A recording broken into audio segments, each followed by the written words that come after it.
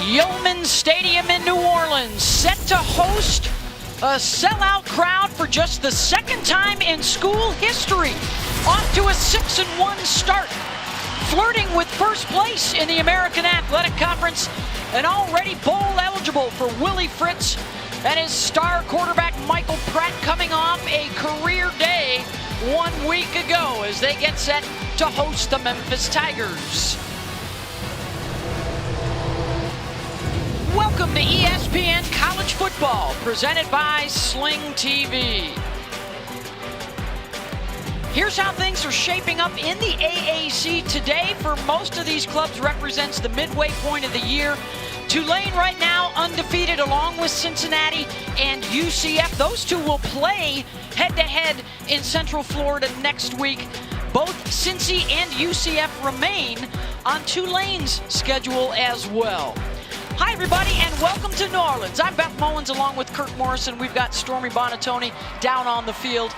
And we've got the biggest turnaround in all of college football in the green wave of Tulane. Already 5 more wins than a year ago, Kirk.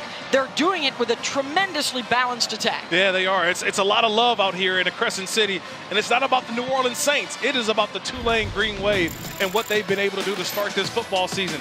An upset over Kansas State early in the season, and they've continued to pile up wins after win. But last week at USF was the game in which Coach Willie Fritz said, this is who we are. We are balanced when it comes to not only running, but throwing the football, and it's because of Tyjae Spears. That guy, number 22, 151 yards last week, 2 touchdowns.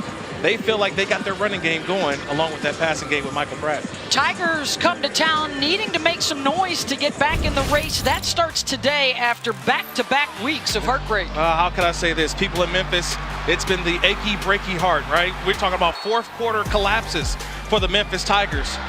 Against Houston 2 weeks ago, last week versus ECU. They're trying to complete a full 60-minute game. Hopefully this is the week to do it, to knock off the Tulane Green Wave. Not every day you get little Billy Ray Cyrus in your Saturday college football diet. We've got Memphis, Tulane coming up.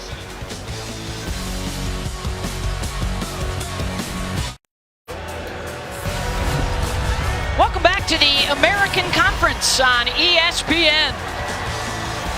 First place Tulane and the Memphis Tigers in need of a win to get back in the race. They can still make some noise down the stretch.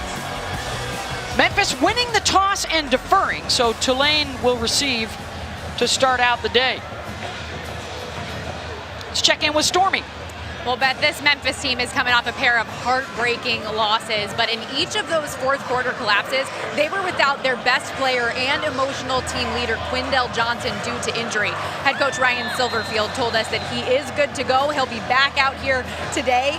And listen, he said as a coach, you never want to look back and think what could have been. It's hard not to envision, though, Johnson making an impact in some of those moments. Told us the defense is different with him on the field, and they are excited to get his passion back out here. Yeah, they gave up big leads in those last 2 losses without their leader on the field. So we open up today, and a special teams penalty right out of the chute here. On the return from Lawrence Keys, brought it back out to the 30-yard line. Here's the return, holding, number 48, return team. 10-yard penalty, first down. So that will set Tulane back to start the Green Wave at 6-1. And no longer dealing with the weight to win games, Kirk. Now it's dealing with the weight of expectation as one of the front runners and one of the favorites behind their veteran quarterback, Michael Pratt. Yeah, that's why the expectations are so high in Tulane right now. It's because of the quarterback, their third-year starter, Michael Pratt, having a career year so far. Touchdown pass in 27 of his 28 career games. He was stellar last week against USF. And they'll try and run it up the middle with Spears, who runs right into Jalen Allen. They've talked a lot this week.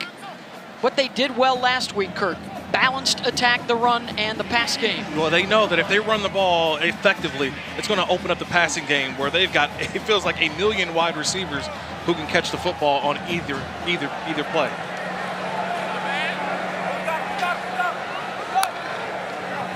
Second down and 8. Pratt fakes the pitch, slings it across the middle, and it's caught. Bouncing off a defensive back is the tight end Tyreek James for a first down across the 35 and a gain of 16. Well, I mentioned wide receivers, but we got to talk about the Tyreek, number 80, Tyreek James. He has been a factor for this Tulane offense. He had a big season a year ago, but he's only taken off even more this year. Pratt finding him in the middle of the field. Tight ends could be huge for both offenses today. Caden Prescorn for Memphis is another dandy. And that pass deflected on the hit on the quarterback. Cameron Jackson took Pratt to the ground. And that's going to be an area of concern. Kanan Ray, number 54, the right guard, he is out. So Trey Tugwell, 72, goes in at right guard, and that's right where Cameron Jackson goes and attacks. Right up the middle, finding a way that he can get to the quarterback, Pratt, with the backup right guard. Memphis defense, one of their keys today is make Pratt uncomfortable. Their passing defense is one of the worst in the country. Ball pops loose at the tail end of the play. It was whistled dead after the catch by Day-Day McDougal. But it's a pass defense that they've had to use so many different guys in that secondary. In fact, 12 different DBs. Yeah, that ball seems to came out after he hit the ground. And that's just an RPO. Pratt likes his numbers on the outside, gives it to McDougal. Now it's third down and manageable. This is where Pratt, if he doesn't seize it, he can also take off. Pressure coming up the middle. And Pratt slings it to the outside to Lawrence Keys, and he's got a first down across midfield. Yeah, that's one of the keys to the game as well. It's getting the ball and spreading it around to all of these different receivers for Tulane. I don't know, it's 2, 4, 6, 10, 14, 80. These are all wide receiver numbers, all of them being able to catch the football. A couple of early chunk plays to start the game for Tulane. Keys on the receiver screen, twists his way down to the 44. And there's our first call of Quindell Johnson, the redshirt senior from right here in New Orleans, coming back home. Edna Carr High School, about 20 minutes away from Tulane. Hey, he's the difference maker for this defense. They have missed him, and it's not about the stats. His value is much bigger than the stat sheet, Mr. Quindell Johnson. Pre-snap motion, Pratt, eyes downfield, and then he'll drop it off to Keys, trying to make a man miss, and not gonna be the case with Quindell right there, and it's third down. Hey, Mr. Johnny on the spot, right? Makes a play, and that's an open field tackle. That's an isolation opportunity that he went out there and he made the play. One-on-one, that is a difficult tackle to make, and Quindell Johnson by himself forces a big third down with an outstanding tackle there in the open field.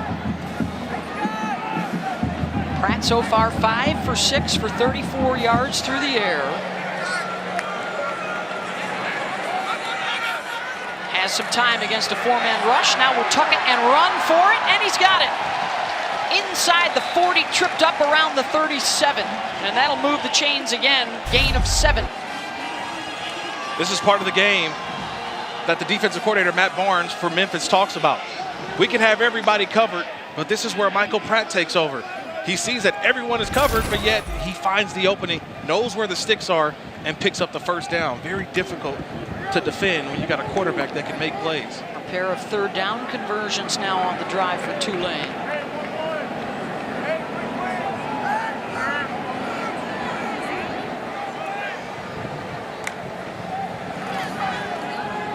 Fake to Spears, and then Pratt wrapped up and thrown down. May have gotten back to the line of scrimmage. Cormonte Hamilton, the sophomore from Memphis, was right there. That may have been a busted play. Yeah. Because Memphis was all over defensively. It seems like they all bought, not pressure, but everybody just read the quarterback. The quarterback kept the football, and they made the play. So it looks like it was a little bit of a miscommunication there by Tulane. Yeah, they've only given the ball to Spears once so far on the drive. He's the offset back again.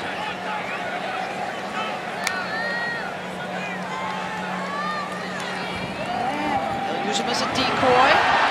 Shea Wyatt inside the 10 and run out of bounds. First and goal, Green Wave. Just an outstanding play by Wyatt because he felt where the defender was coming from. Usually you catch the ball on the outside and you spin right to the outside, but he spun back inside, feeling where the defender was, and was able to pick up big yardage inside the 10-yard line. 30 yards, in fact, down to the 6. And their 5th first down of this opening drive.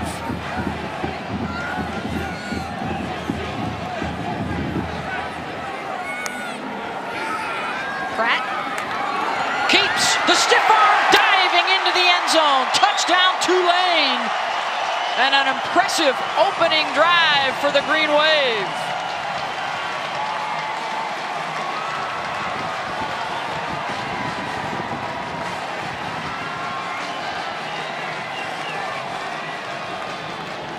"11 plays, 80 yards in over 5 minutes.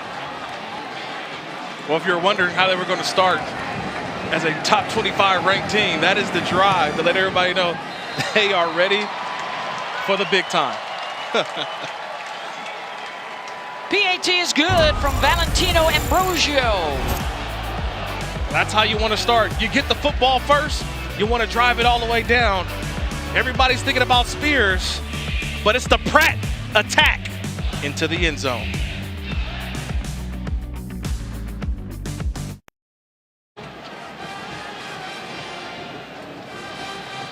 Yulman Stadium here in New Orleans. Michael Pratt, the junior quarterback, with a 6-yard touchdown run to cap off an 80-yard drive to open up the ball game.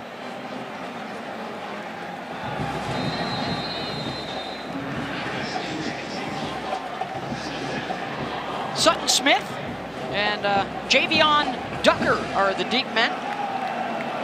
May see more of Sutton Smith in the backfield as well today. Coaches were telling us this week he's been practicing very well of late and earning an opportunity. Let's go back to that touchdown, Kirk. Yeah, I want you to watch number 8, Xavier Cullins, and number 5, Tyler Murray on defense for the Memphis Tigers. Both of these guys are in position, but the influence of Tyjae Spears, but also the motion by 14, Day-Day McDougal, both defenders go attack the run, but it leaves a void, a lane for Michael Pratt. Once those defenders commit, all he does is drive right into the end zone. Easy touchdown for the Green Wave to start this football game. Seth Hennigan and Brandon Thomas opening things up in the backfield for Memphis. In the up-tempo offense, he'll roll out here on first down, looking for a block. And Seth will scoot out of bounds. 6'3", 210, a sophomore from Denton, Texas. His 19th career game. That includes a win over Tulane a year ago. And his numbers thus far. Man, this is an offense that likes to go up-tempo, no huddle, fast, in the way that Seth Hennigan is seeing the game right now. Very impressive so far this season. Already has a couple of games of over 400 yards passing this season. He had a pair last year as well. And on the carry, Darius Hodges with the stop of Thomas. We mentioned Sutton Smith. We might also see Javion Ducker and Asa Martin back there. All those guys were warming up pregame.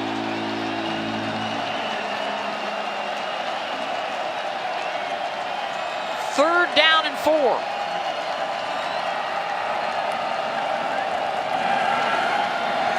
With time, and the pass a little bit behind the intended receiver, but then it's hauled in by Kobe Drake, and now they say he juggled it and did not hold on. Off the fingertips of Caden Prescorn. Yeah, I never saw him have firm possession of this football. The Tulane Green Wave, they drop 3, the ball pops off of Prescorn, and I never saw firm control of that football, the process of a catch. It's a great job by the officials seeing that. There was no football move even made. That's an outstanding job, but I think Memphis, talk about learning from a week ago. This is what happened last week, where Memphis decided not to call timeout because an official replay that the officials thought that was a catch, not a catch. This time, head coach Ryan Silverfield calls a timeout to see if the officials can take a look. This doesn't deserve a review at all. Back in a moment.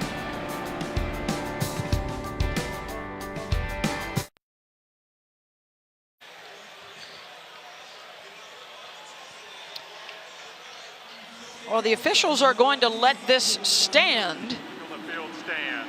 4th down. I'm not sure why it was stopped or it took so long for the review, Kirk, but you got your... Yeah, I always keep my notes with me because I'm trying to go through the process of the catch because I didn't see a firm control with the hand or arm of the football, and he no longer did he also maintain control when he hit the ground. Yep, so through the catch. That was not a catch, a long review, but 4th down.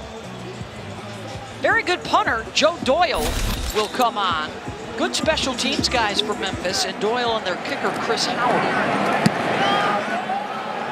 Jaquan Jackson chased back inside his own 10.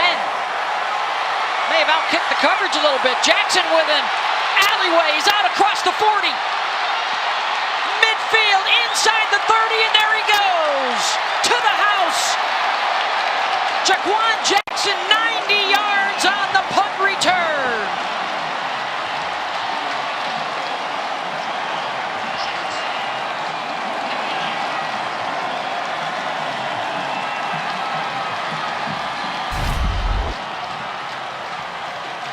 You talk about getting the fans excited on homecoming. Jaquan Jackson does what every returner is supposed to do. You make the first guy miss, you find the wall, and then just like every long play in football, where does it happen, Beth?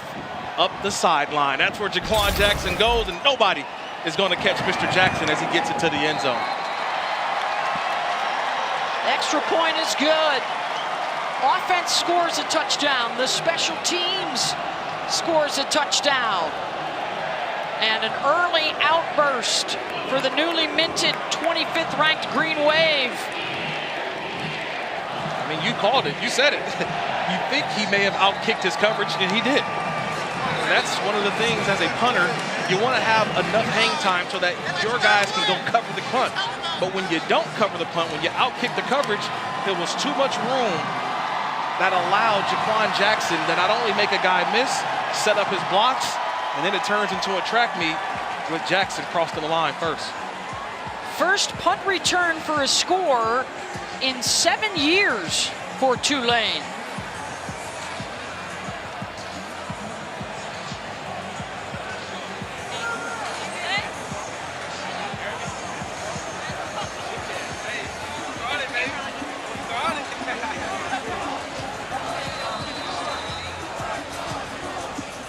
Well, that has sent a jolt through the crowd. They were, you know, they're good tailgaters here, Kirk. They're a little late getting to their seats, but it's starting to fill in. An expected sellout for just the second time ever.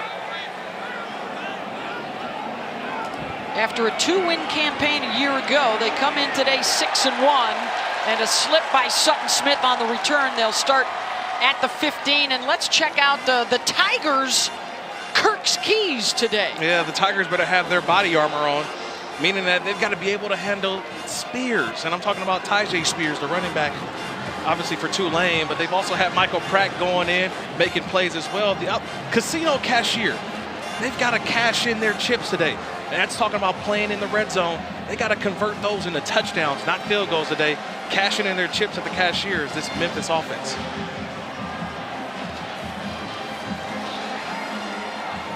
We're going to get a look at the freshman out of Powder Springs, Georgia. Now Sutton Smith in there at tailback behind Seth Hennigan. Hennigan on the rollout, eyes downfield, has a man wide open at the 30 and out to the 35, Javon Ivory. And there's a guy they are hoping will be able to do a lot of that today. They say he's excellent at finding those holes in the secondary. Yeah, what did Tim Cramsey, the offensive coordinator, say? He's the next guy up. It's his turn to start making plays and already getting him going early in this football game. Picked up 21 on the play on first down. Hennigan back to the air, and it's Ivory again, upended for first down yardage to the 46 by Jarius Monroe. That's a nice little body slam over there. You pick him up and throw him down, Jarius Monroe. But you see early on, Seth Hennigan finding the open guy, taking what the defense gives him. And that's what this Memphis offense has to do. Be patient against a really, really good Tulane defense. The ground and across midfield for Sutton Smith. He'll pick up 7. trying to make amends and shake things up a little bit after a season-low 84 yards rushing in the ECU loss last week, which obviously turned into a shootout, but Hennigan beats one guy and down inside the 40 for another first down and a pickup of 8. Nick Anderson with the tackle. You know, this offseason, Seth Hennigan added about 15 pounds of muscle, and it's for those reasons right there.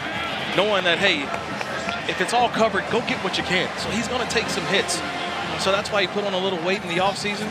Good weight, that muscle weight, so that he can take those hits and keep the chains moving. Empty set here on first down. Crossing underneath and a big hit. The ball pops out. And the green wave are on it. Tylo Phillips. After Kobe Drake coughed it up on a big hit from Macon Clark.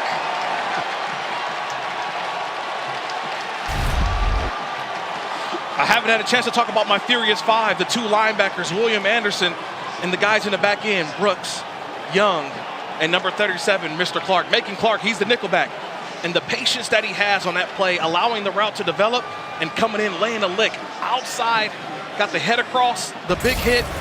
And I just talked about the Tulane defense, opportunistic. Another turnover caused by this Furious Five bunch, the 3 secondary players along with the 2 linebackers.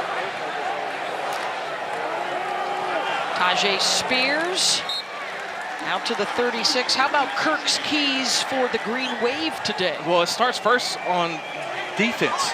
No candy corn. I know it's Halloween, yeah, but I'm not a candy corn guy. And hopefully the Tulane defense isn't a candy corn team, because they got to contain Caden Prieskorn, the tight end for Memphis.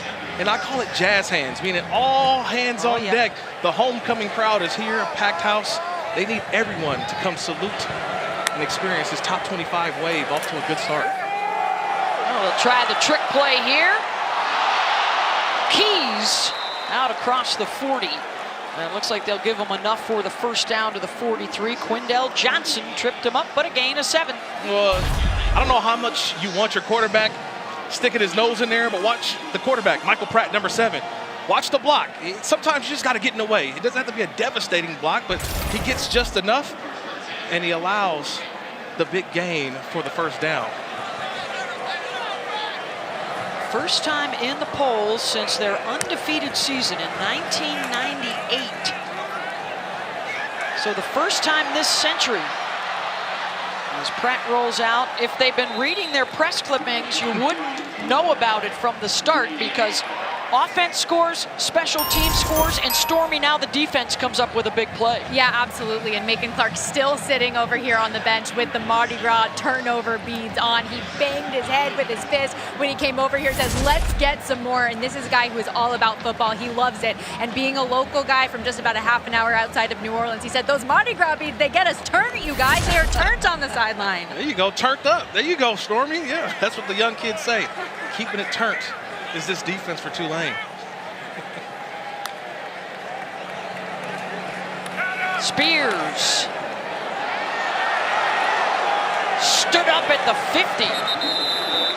Hard running yardage for Tajay Spears, who had his career best against Memphis a year ago when he carried 30 times for 264 yards and scored twice in a loss to the Tigers. And this year he's had to shake the rust off. You know, last year had an injury. So this year he's shaking the rust off, and I think he's finally hitting his stride and trusting the new system under offensive coordinator Jim Svoboda. He took a good hit right there, though. He'll come out to the sideline. Shotty Clayton Johnson into the backfield here on 3rd and 3. Pressure up the middle. They'll throw it to the outside, and a big open field tackle to deny the first down yardage for Sylvanta Oliver, and it's 4th down. That's a nice job there by Oliver. Seeing that there's going to be a quick hitter, and he's right there watching from outside in. That's good eye discipline. That's what the coach talked about a ton. Matt Barnes, our defensive coordinator, their eye discipline. That was telling Sylvanta Oliver doing a great job. Eddie Lewis will be the deep man here, backing inside his 10. Casey Glover punts it in his direction. And the fair catch, and it's misplayed, and it's picked up by Lawrence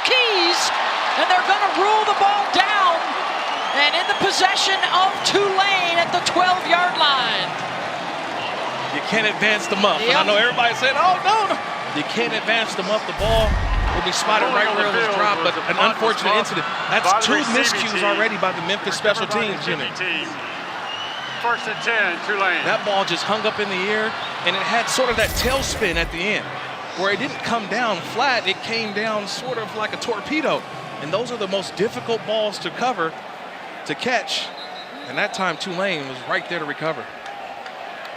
A rough first quarter for the Tigers. You know, we talked to Ryan Silverfield this week. He said, first and foremost, we got to clean things up. And the turnovers that were a problem a week ago already a part of the conversation today. 2 giveaways.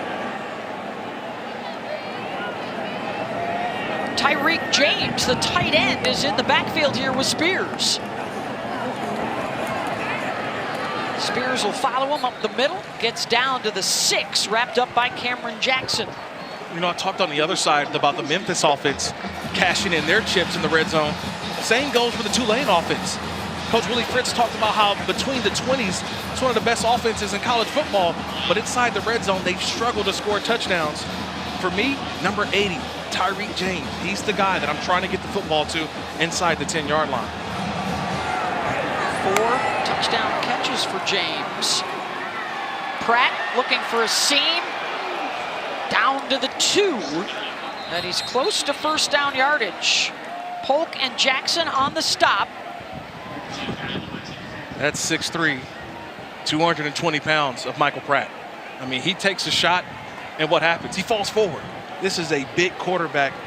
He doesn't look big from up top, but when you get down on the sideline, you watch him pregame, you say, this guy's a load.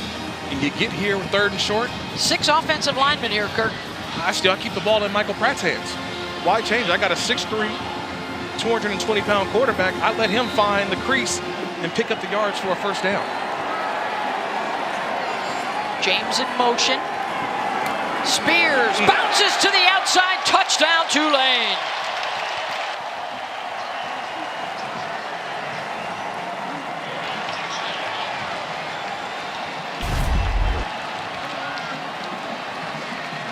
Well, you give it to the quarterback, or you get an outstanding block by the tight end, number 80, Tyreek James. Not just a receiver, but he's an outstanding blocker.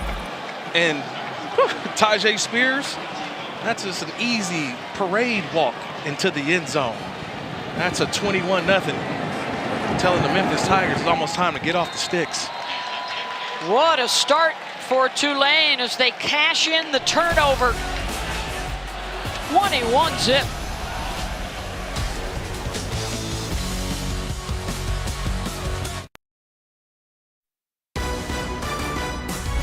ESPN College Football is presented by Sling, the TV you love for a price you'll love.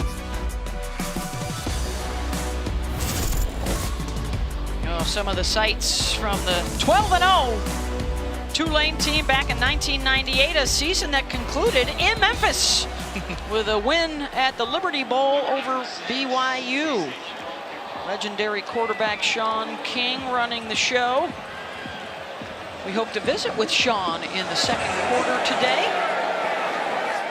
21-0 as Tulane has dominated the time of possession. They have gotten 2 takeaways. As we take a look at the Taco Bell Live My Student section. Student sections across the country are competing to be the Live My Student section of the year all season long. You know, their best record here at home was back in 2014, 5-1. They're 3-1 so far this season coming in today. This is a nice stadium. If you haven't been to Yeoman, it has not only just the college atmosphere, but it's nice and cozy. It's not overpacked. It's not too many people. It's just perfect for this university that's playing some outstanding football this season. Expecting just their second sellout crowd ever. And a lot of excitement and energy around campus. Devin Deal with the stop. You know, we've seen all 3 phases make some plays today for Tulane, but Kirk, really it's been about their defense through the first half of the season. Yeah, one of the best defenses in all in FBS. Scoring, passing defense, total yards, third down. This defense does it all. Seth Hennigan incomplete, overthrowing Prescorn, who was open down at the 45. And it's already 3rd down. Well, the Tulane defense, their job is to eliminate explosives. And if you're Memphis, you just got to relax. Take a deep breath. A lot has happened in this first quarter. That's right. We're still in the first quarter, by the way. Take a deep breath, relax, run your offense. You can't get it all back in one play. Exact opposite of a week ago when they were up 17-0 on ECU early in the game. A wobbler downfield, almost intercepted, as Tulane was able to get to the quarterback. I think that was Nick Anderson. They have 2 outstanding linebackers in Anderson and Dorian Williams. Big time playmakers, and it's 4th down. And just so you mentioned Anderson and Williams. Oh, by the way, their numbers are 1 and 2. So they really are a 1-2 punch. You got to find these guys at every snap of the play. That's what Seth Hittigan has to find. Where's 1? Where's number 2? And this is just an effort sack right here. Almost a sack because he had outstanding coverage in the back end, getting the hit on the quarterback. Jaquan Jackson, who had the 90-yard punt return for a score earlier, will take the fair catch. Kind of mad at himself that he didn't give it a go there. A punt of 43 yards. Coming up tonight at 7:30 Eastern, 4:30 Pacific over on ABC and the ESPN app. It's our Saturday night football matchup. It's that whiteout game at Penn State. The Nittany Lions hosting Minnesota. Saturday night football presented by Capital One this evening. Happy Valley. Mo Ibrahim going to the big stage again. Yes, outstanding running back. They're trying to bounce back. They lost a couple in a row, and who would have thunk it? Illinois and Purdue right now leading the Big Ten West. Purdue. Brett Bielema. There's a name along with Willie Fritz at Tulane, some Coach of the Year candidates. Wyatt downfield, and it's jarred loose. Big play by Ladarian Polk to make sure that Shea Wyatt didn't hold on. That's a play by Polk. How many times do you see sort of a penalty call because there's a defenseless receiver, but just watch as Polk comes through and he gets shoulder pad on football. That is an outstanding job by the safety out of Apopka, Florida. First of all, knowing the target, where to hit, and jarring that football loose. It's textbook there by Polk. That was awfully close to being a fumble. Close. They will not look at that. And Tulane will hand it off to Iverson Celestine. Let's go down to Stormy. Well, maybe this Memphis defense is heeding a response from their senior leader, Quindell Johnson. He's their emotional leader, gave a very impassioned speech to all of his group and said, hey, it's gut check time. This is a long game. All we need is 1 stop, then you get another stop. Do your job, communicate, execute, and keep fighting. Told them, I don't want to see any heads down. Let's make something happen here. 34. Still plenty of time to go. Into the final seconds of this first quarter, and a couple of big hits for Tulane. Offense and special teams. And now Memphis listening to their leader and getting after the quarterback. Cormonte Hamilton able to track him down. And that'll force the punt. That's a nice play design here by Matt Barnes in his Memphis Tigers defense. Cormonte Hamilton, he showed as if he was going to be the blitzer. Watch him, he's on the up top. He acted as if he was going to blitz, and then he comes out of the rush, turns into the spy, and then goes and gets Michael Pratt. That's an outstanding job of showing blitz, getting out of it, being the spy, and securing the sack. Eddie Lewis will let that one bounce out of bounds inside the 20. And that will take care of the first quarter of play after the 52-yard punt. Hot start for number 25, Tulane. They lead it 21-0.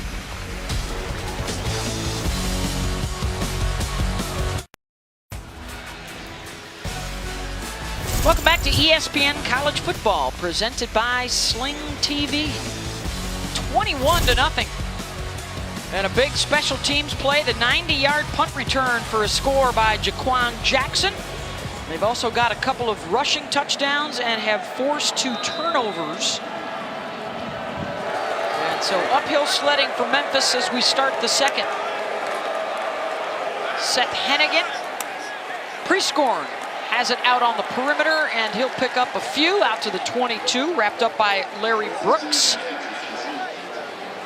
We talked about the linebackers. They've also got 3 experienced guys in that backfield, including Macon Clark, who forced the fumble earlier. Yeah, you're going to see a lot of Brooks, Clark, and Young. No, it's not a law firm, but these 3 guys in the back end, they are on a string, meaning they flow and move to the football in one unison. Pass defense, 10th best in the country. Scoring defense, number 11 in FBS. They stretch that one out, and to the 25 goes Sutton Smith. Picks up 3, and it'll be 3rd down and 4. And this is the time where Memphis offensively, they've got to get more Caden Prieskorn. He is I think the equalizer. He is the guy that's the mismatch against this Tulane defense. So more 86 for the Memphis Tigers offense. They got to find him early, often, to get them back in this football game.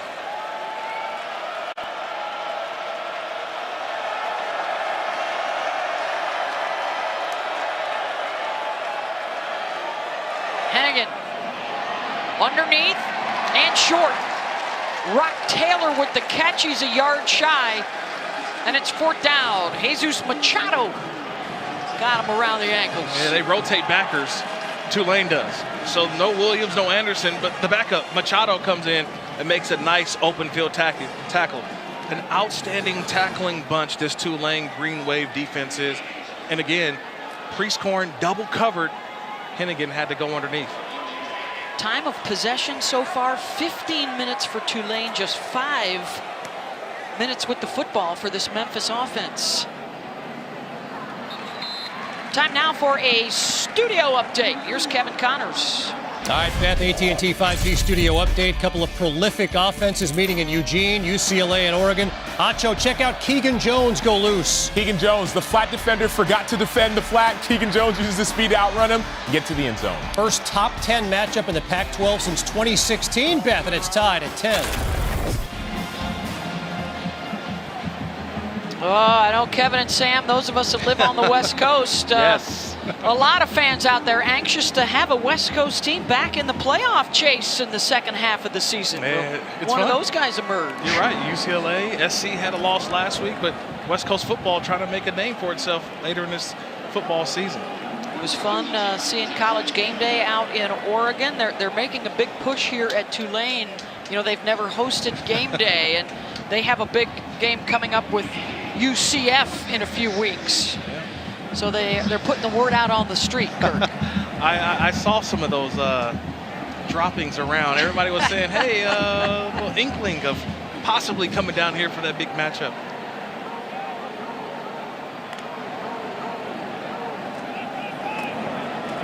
Tajay Spears. So far, Memphis has done a decent job of bottling him up. That's Jalen Allen, senior from Humble, Texas. And it's 3rd down. I think it's the patience of this offense, too. They know they can get the ball to their speed receivers on the outside. But they know running the football, getting these safeties to creep up for Memphis, trying to get Quindell Johnson to creep up more toward the line of scrimmage and hit one over his head.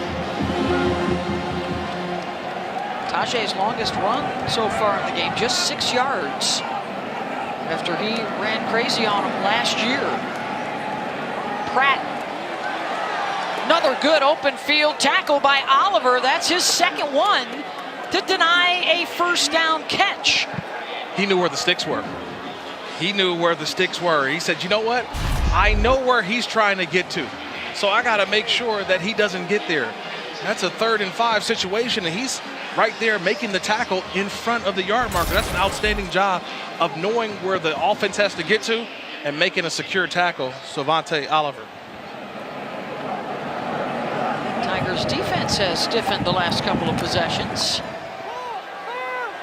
And the fair catch, the Tigers will have it at their own 26-yard line after the 34-yard punt. When we come back to homecoming weekend in Tulane, Sean King set to join us.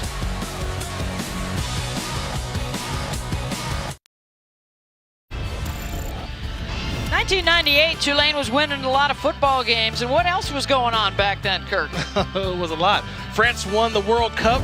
Ricky Williams, by the way, 98 was the Heisman Trophy Apple winner. iMac. Oh. Back in 1998.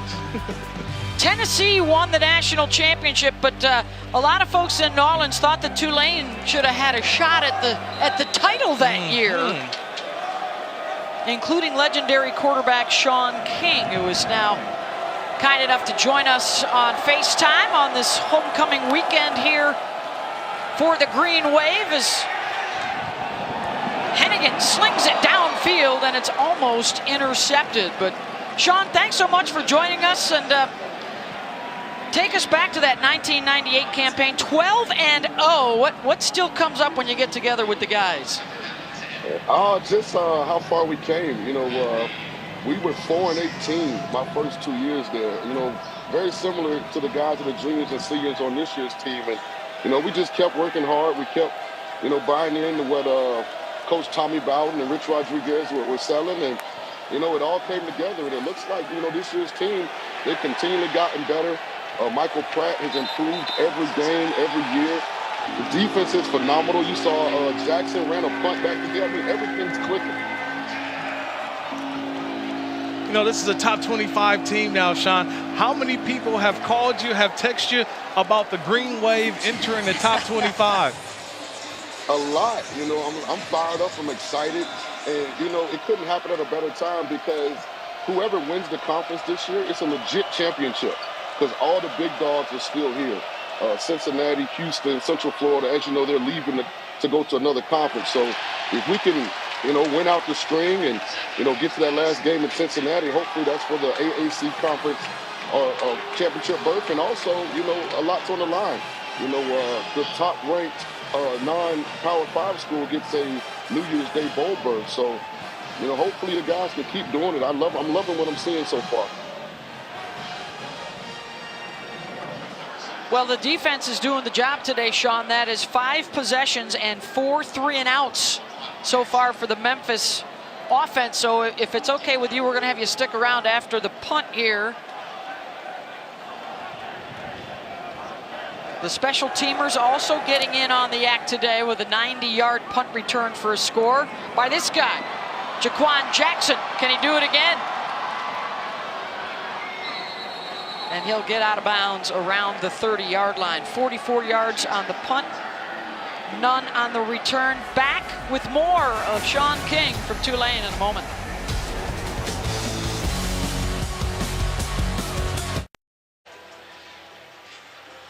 (21-0) Tulane with the lead over Memphis. Talking with Sean King, the Tulane quarterback, back in that undefeated 98 season, a remarkable career, including a single-season school record, 36 touchdown passes, twice a Conference USA Player of the Year. Of course, they won the conference championship that season. First guy ever in NCAA history to pass for 300 and rush for 100 yards in a single game. That came against Army. And Sean King still with us, courtesy of FaceTime. And Sean, look, I got to ask you right now. I'm here at Yeoman State. It's my second time here, but I remember you played back in the Superdome, and that's a big place to play. Not a lot of fans can show up, but I'm here at Yeoman, and it's a beautiful atmosphere. What these guys get a chance to play in front of. What would have been if you had played here at Yeoman? Well, first, the Superdome's a great, you know, stadium. You look at the Saints and the home crowd advantage they have. The tough thing for Tulane is our undergrads only about 13,000. So if every student comes, you know, that doesn't put a dent, you know, because of the capacity. So I think Yeoman fits from a size standpoint. It's also something that you have ownership in. It's yours. But on the flip side now, and Drew Brees can attest to this, as a quarterback, it's nice knowing that it's going to be 70 degrees, never windy or raining when you play at home. Good point. Sean, of course, your success at Tulane, on to the NFL, in college coaching. Describe how this quarterback position has evolved from the days when you were playing here to the game today. Well, there's so much more information out there at an early age. You know, so many ways kids can start to develop, you know, the skill sets, start learning coverages and defenses, you know, so they have a huge advantage. But at the end of the day, I mean, playing quarterback at a high level is about figuring out how to be calm when everything around you is chaotic. And you see a kid like Michael Pratt, You know, never really gets emotionally hijacked. You know, he stays composed, and that's why he's become such a really, really good player. And it's hard to find a QB. You know, if you look at all the best schools this year in college football, they all have great quarterback play. And if you don't have that, it's really hard to be successful. You know, Sean, that's just what I wanted to ask you. What have you seen from Michael Pratt this season? Well, he's a lot more comfortable, I think, because he's healthy. He's battled some injuries the last 2 years, and you can just see a different confidence. He's throwing the ball with velocity and accuracy. He's an athletic kid. You know, he's utilizing, you know, that aspect of his game when he needs it to pick up first downs, to extend plays. So you've just seen him completely mature and develop. Hats off to Willie Fritz and that staff. They've done a great job, not just with Michael, but with the entire team. I mean, that defense is something to see now. Remember, they went to Manhattan, Kansas, and shut down the Wildcats, and the Wildcats are going to have a good shot to win the Big 12 championship. Yeah, they are in first place right now in the Big 12, but you got to go back to Sean King in 1998, that undefeated team that finished number 7 in the national polls. And this week, the first time that the Green Wave have been back, and they come in at number 25. Sean, thank you so much on this homecoming weekend here in New Orleans for spending some time with us. Hey, thanks for having me. Roll Wave.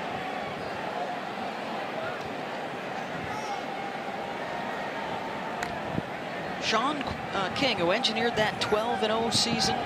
Pratt off the pump fake, has his man McDougal down inside the 30. That's just first down. That's just what Sean talked about, right? Michael Pratt, the quarterback, his maturity within the offense.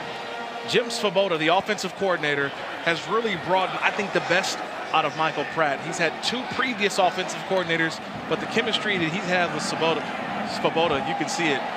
It's evident.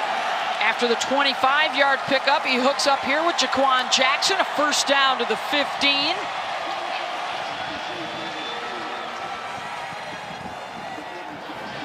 That's a 14-yard pickup as they continue to pick up these double-digit gains here in the first half.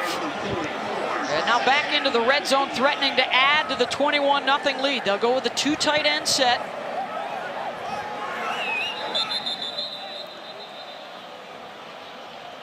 And did they have too many guys on the field? That was Jackson running to the near sideline. 12 guys in formation, so I think that is. There's too many guys on the field for Tulane.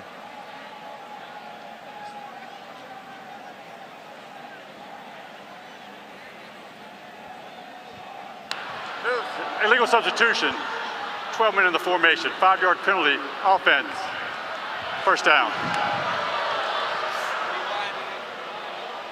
Yeah, there's too many guys on the field at one time. You can only have 11 out there. And you see it in the NFL a lot when you huddle. You have the quarterback stand out of the huddle because you can only have 11 in there. So the quarterback waits, lets the substitution. And that time, too many guys for Tulane. That'll set him back to the 20.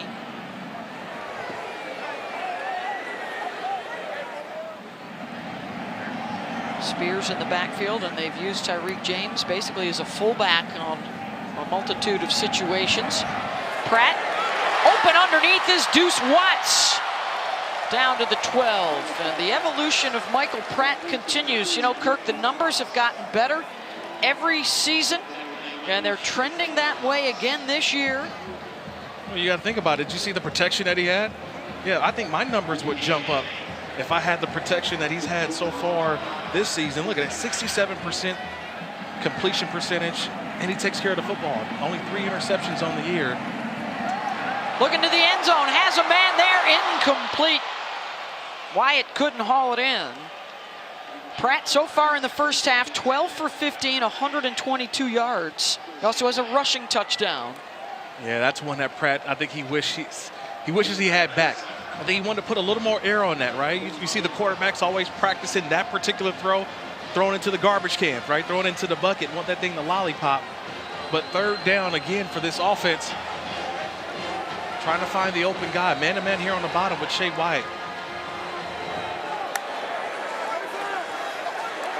They'll run for it. Jackson. Bumped out of bounds around the 6. Or are they going to give them the 4 and a first down? They will. First and goal, Green Wave. Whew, did you see that block? Watch number 0, the back, Shotty Clayton Johnson. Watch how he leads up and boom! He talk about laying the lumber, allowing Jackson to get the first down. Wow. They'll run it. In goes Shotty Clayton Johnson. The score from 4 yards out. And what a moment for Shotty, who added the Johnson to his last name to honor his grandmother Beverly, who recently passed away. And wearing that jersey with her name on the back of it for the very first time, he punches it in. I think that was a reward carry. It's a reward carry because I mentioned the play before. He destroyed the defender with an outstanding block. He looked to the sideline. His coach said, you know what, give him the football. And that's one of those angry runs into the end zone. Angry wave, green wave, touchdown.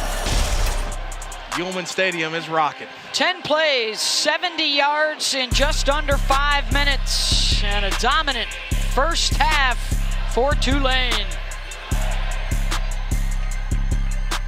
If it's us versus them. Kevin Connors in studio with a look at some second screen options for you. Bijan Robinson, 2 long touchdown runs. Texas up on Oklahoma State over on ABC. Graham Mertz, a couple of touchdown passes. Look at Wisconsin, a 21-0 lead on Purdue. And Zay Flowers, a 61-yard touchdown catch. BC and Wake on the ACC network, Beth. Well, another good Saturday around college football. Terrific start to this ball game for the Green Wave of Tulane, and a 28-0 lead. Work to do here for Memphis. Sutton Smith returns it out to the 29. There's some hard hitting going on. Nick Anderson got there. That's your starting middle linebacker, by the way. Hey, coming up tonight, don't miss the whiteout in Happy Valley. Number 16, Penn State, taking on Minnesota, and star tailback Mo Ibrahim.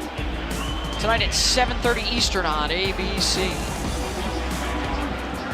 A couple of turnovers for Memphis. The inability really to get things going on offense.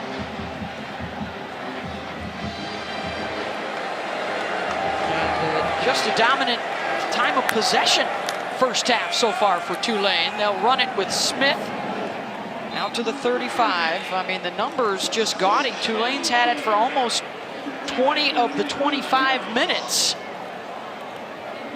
And if you're Tim Cramsey, the offensive coordinator, Beth, this is one of the reasons why. You got to put a drive together if you're Memphis. Put the drive up there.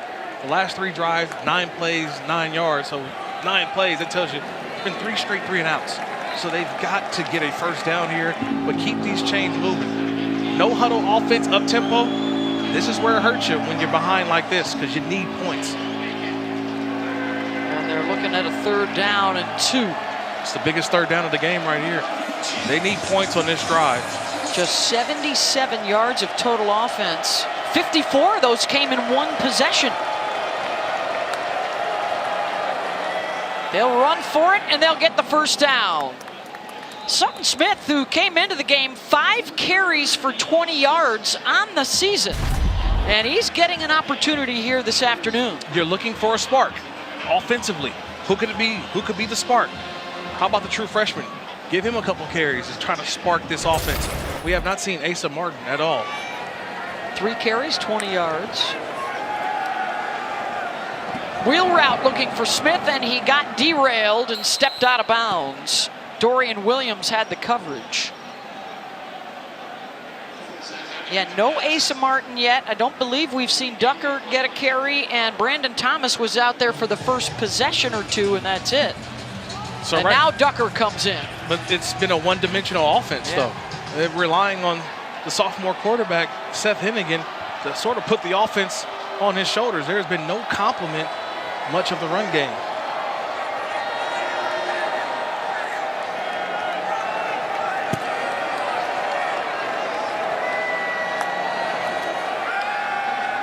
Hennigan out to midfield. It's Ivory with the grab, his 3rd of the game. Picks up 7. Third down and 3. Yeah, the last third down, Tulane didn't bring pressure. They dropped back 8. They only rushed 3. They dropped back 8. I think Chris Hampton, right around midfield, I think he may try to bring a little pressure here, heat him up to see if he can force Seth Hennigan get rid of the football.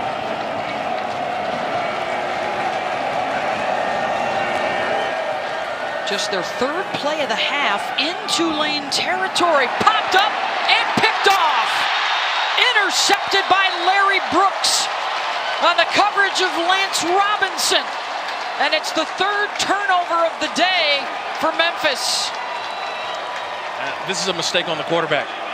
Seth Hennigan was the RPO. He put that ball into the belly of Sutton Smith, but he took it out. He decided, I'm going to pass it. But an outstanding job. Lance Robinson puts that hand in there. Ball pops in the air. And that's just another interception. One of the Furious 5. This time it's 31. Larry Brooks. Tips and overthrows. Gotta have those.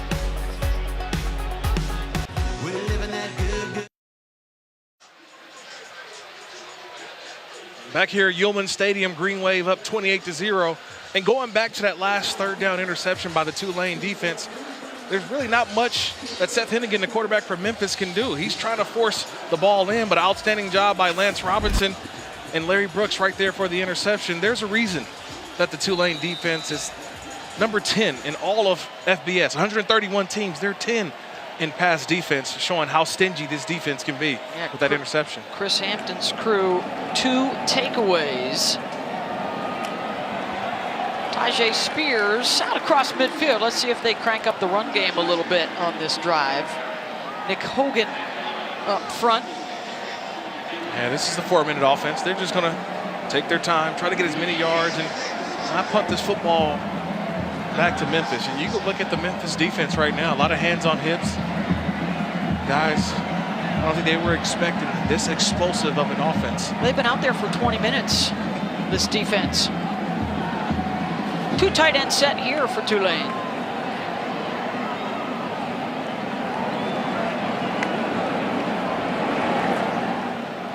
Pratt, throw it to the outside. Day-Day McDougal. They talked this week about the balance. They've got 7 guys, wide receivers, tight ends, or running backs. 7 different guys with double-digit catches coming into the game today. Yeah, I like to call it an equal opportunity offense. That's what it is, Beth. Yes. Equal opportunity. They said if you build it, they will come. But at Tulane, if you dress, you will get a catch. So that's 7 guys today with a catch. If you dress, he will find you. Michael Pratt spreading the football around. Showing edge pressure and a false start.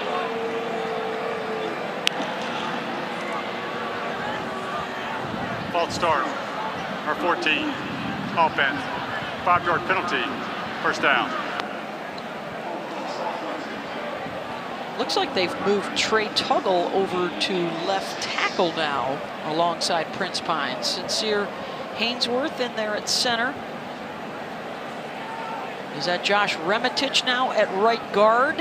So they have changed things up a bit on the front line due to the Ray injury. And I don't know if Joey Claybrook is injured or just getting a breather. But Tuggle has moved from right guard to left tackle.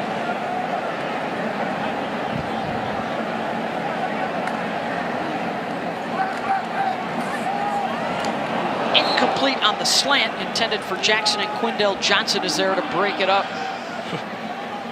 Talk about a good read on that one. Quindell Johnson reading the quarterback's eyes. Nice break on the football, denying that catch.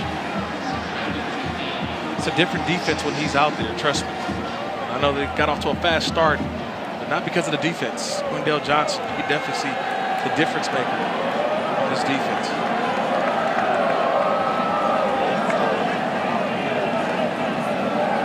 Second down, 15.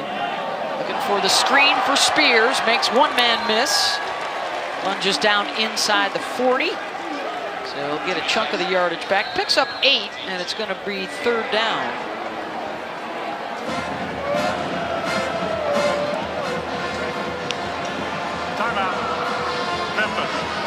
Memphis calling a timeout here. Keep some time on the clock here if they can force the punt. 1-7 when we come back. Let's check in right now with the studio. And Beth, coming up on the Geico Halftime Report, we will recap a thriller in Death Valley between Syracuse and Clemson and what Dabo Swinney had to say post-game about his quarterback, DJ Uiagalelei, who was replaced in this game. Plus, a top 10 battle in the Pac-12, a high-scoring affair, as well as a high-scoring good one in the Big 12 coming up, Beth, when you join us at the half.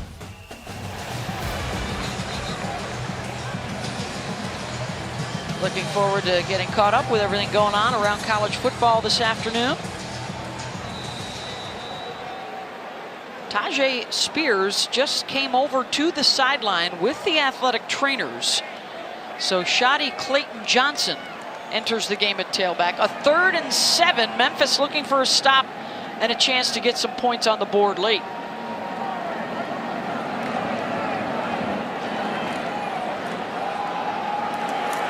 Clayton Johnson, and looks like he's going to be a couple yards short. William Whitlow with the stop. And that call there was just knowing you had 2 downs. They're going to go for it here on 4th down. That little run, just wanted to see what forced Memphis to have to try to call the timeout. They still have 2 left, but they're going to let this clock run all the way down. So I think that's what Pratt does. They don't even probably have to take a snap here. They just let it run all the way down, then call timeout. Try to bleed this clock out, go for it on 4th down. Or just bring the punter on. Now your offense is humming, you're up 28, why not? Why not go for it? Well, and the job the defense has done so far, pitching a shutout against a Memphis team that comes in averaging 35 points per game. And a team that has been known all season for explosive plays, but they have not been able to find any of those so far in the first half.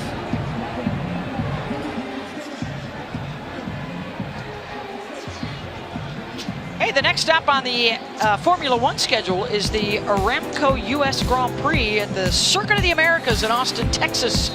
Coming your way tomorrow afternoon, 3 Eastern, noon Pacific. Pre-race coverage begins at 1:30, and congratulations to ESPN and F1 signing a multi-year extension this week through 2025. Social media spotted Brad Pitt in Austin yesterday. Was he in pit row?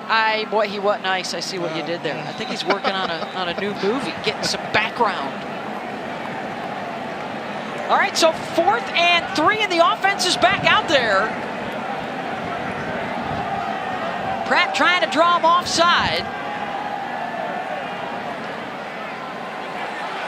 And they'll look to Shadi to get the job done, and he fights his way for the first down inside the 30. Tremendous 2nd and 3rd effort for Clayton Johnson and a gain of 5. Yeah, you see what he did, right? Flexed. I'm just too strong for that. That's a nice job by Clayton Johnson, knowing where the first down marker was, where he had to get to. First down, green wave. And now some up-tempo. Pratt, look at a deuce, out of play. Watts was covered by Davian Ross. 1:10 to go. Tulane still with a couple of timeouts. They can do anything here. They can run the football. They can go short. They can cover the entire field. Plenty of time left. 1:10 on the clock. But nice job taking a shot. They had it, just overshot the receiver Watts. Spears stays on the sideline. Clayton Johnson still in there at tailback. They'll run it. Big hole up the middle, inside the 15 and down to the 11-yard line. First down, Tulane. Stormy? Yeah, Tajay Spears did put the helmet on, and he's still over here on the sideline, but the trainers were paying attention to that left hand, having him flex his hand, put a tennis ball in it and squeezing it, doing some work on that left hand and elbow area. And he has just returned to the field, Stormy. They can still get a first down at the 1.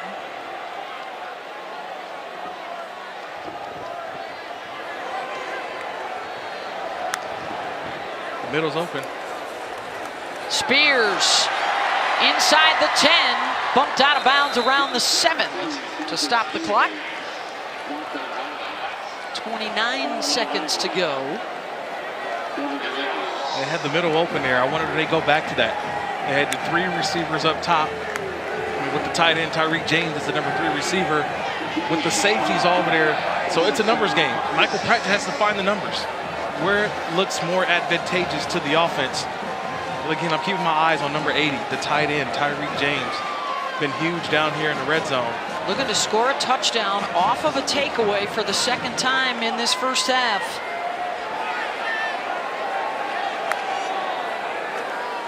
Pratt, back shoulder, touchdown, Deuce Watts.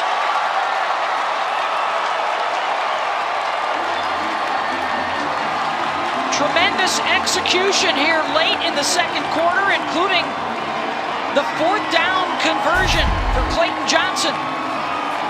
It's just find your matchup. That's what Michael Pratt does. I've got a nice matchup on the outside. Deuce Watts on Savante Oliver, and I'm going to take that one all day long and get a little gritty after the score.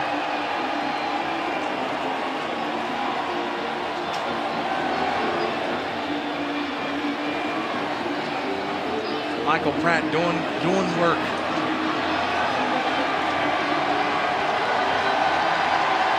So a 6-yard touchdown run for Pratt and a 6-yard touchdown pass as well.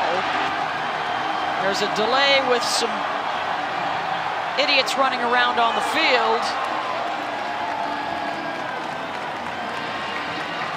And Elijah Champagne with a nice tackle. Yeah, had a little too much fun at the tailgate. A little too much fun at the tailgate on homecoming. We got about as many yards as the Memphis offense did. Well, don't let that take away from the fact that this is a stadium record 30,100 in attendance today. The second sellout crowd in Tulane history here at Yulman Stadium. And what a first half they have watched. 35-0 Green Wave.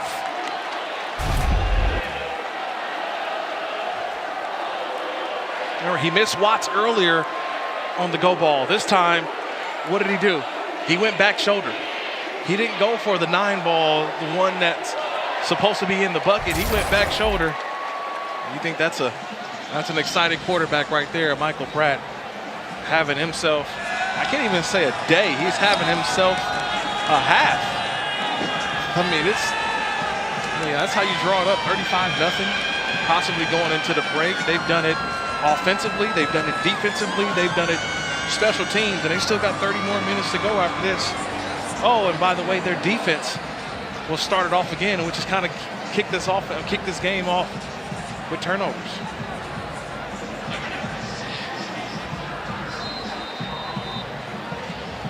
"45 plays for 249 yards. They've had possession for 23 minutes here in the first half to just 7 minutes for Memphis. The Tigers have only been able to run 23 plays.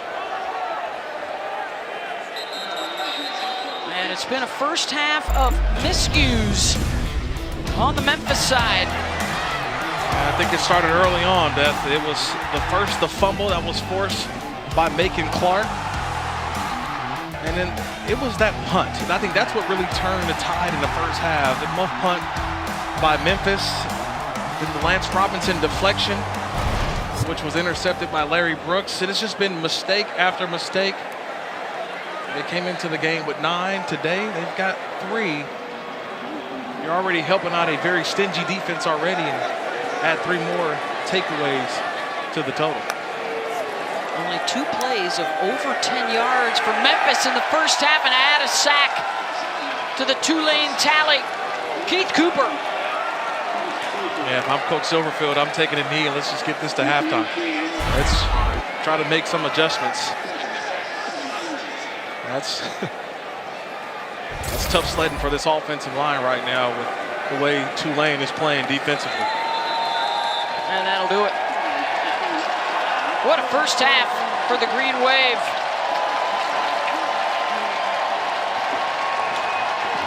Offense scored, special teams scored, defense made some big plays with the 3 takeaways. 35-0. Time for the halftime report with Kevin Connors Connors and Sam Acho. Yeah, Beth, a tidal wave for Tulane through 30 minutes of football. Dominant start. Come on inside the Geico halftime report. Let's get you going with a top 10 battle in the Pac-12. UCLA and Oregon. Bo Nix. Terrence Ferguson, who's going to walk into the end zone. He's having himself a half. 18 for 20, 200 yards and 2 touchdowns. You love the way Dorian Thompson-Robinson has matured this season. He has. Notice how patient he is. He sees that there's... Welcome back to ESPN College Football, presented by Sling TV. Welcome back to New Orleans, Yulman Stadium. Here at Tulane, they're already bowl eligible. They're back in the national polls for the first time in over 2 decades. And they are rolling through the first half as we get set for the second. 35-0. The lead over Memphis. Look at the turnovers, a big problem for the Tigers, and as a result, the time of possession heavy Tulane. They've got 14 points off of those takeaways. Yeah, it's one of those situations where Tulane comes in, they want to be balanced. Well, they've ran the football well, they've thrown the football well, but defensively they've made plays. And then when you get special teams to help you out as well, it's an easy opportunity to get that 35-0 lead. Yeah, that was Jaquan Jackson with a 90-yard punt return for a touchdown, the second longest in school history. And it will be the Memphis Tigers looking for a much better start to this second half. They gave up the touchdown on the punt return. They had a muffed punt and a couple of giveaways from the offense. What you got for us, Stormy? Yeah, well, Memphis head coach Ryan Silverfield told me that he needs to see his team really respond to that first half. He wants to see his guys come out with energy, come out swinging, and take things one play at a time. That's the only way you can get back into something like this. And don't look at the scoreboard. He said at halftime he looked in everyone's eyes and said, you just have to believe. As for Willie Fritz on the other side, I said, hey, it looked pretty good. Is there anything that you didn't like from your group? And he was speechless, guys. So I think that says a pretty good bit about how good Tulane was here to start. Yeah, and for Memphis and Ryan Silverfield, we talked about it in the first half. They averaged 35 a game, so this is a team that can put up some numbers, but the Tulane defense pitched that shutout in the first half.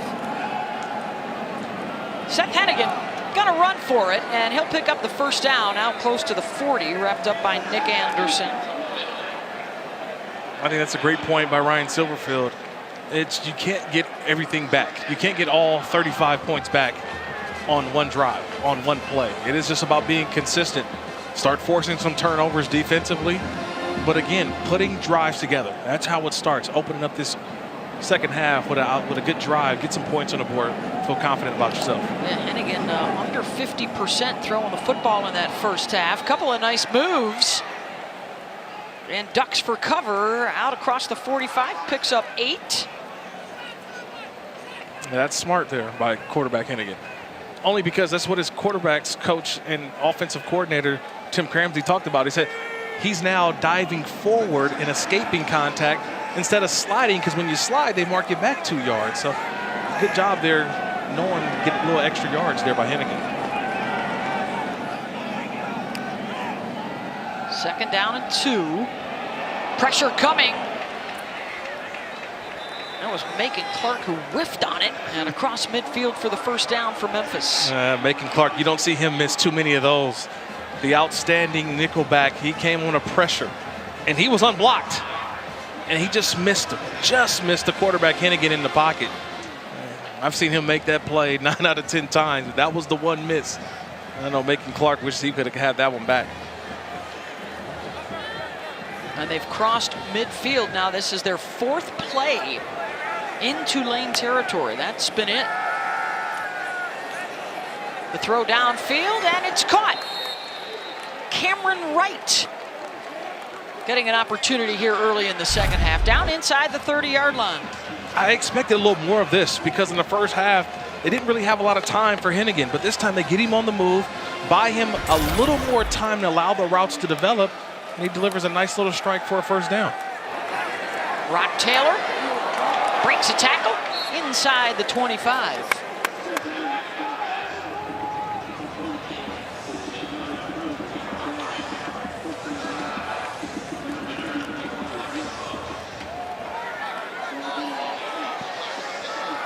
Knocking on the Commodore the red zone now. They'll run it with Ducker. Devin Deal with the stop. We still haven't seen Priestcorn. Not a lot today by Mr. Priestcorn. He's the guy that you thought would be a major factor, would be the mismatch going against the Tulane defense. Really haven't called his name a ton at all today. Longest possession of the first half was 5 plays. Here is the 8th of this drive for Memphis to open up the 3rd. And it's number 8, Ducker, picking up a couple. Well, we haven't called Priestcorn's name, but you can call his name when you make a nice block like that. On the last play, get a nice seal, and then Ducker comes in and gets enough for the first down. So making his impact in a different way to start the second half is Caden Priestcorn. First time into the red zone this afternoon for the Memphis offense.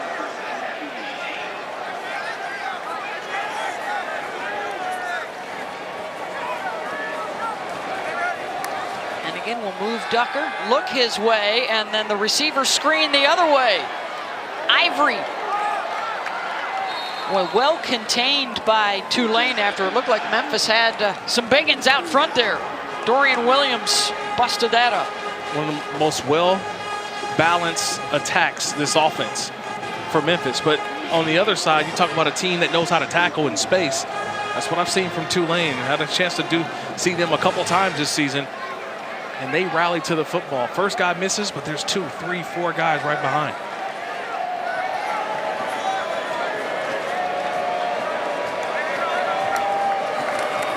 And again, Sutton Smith.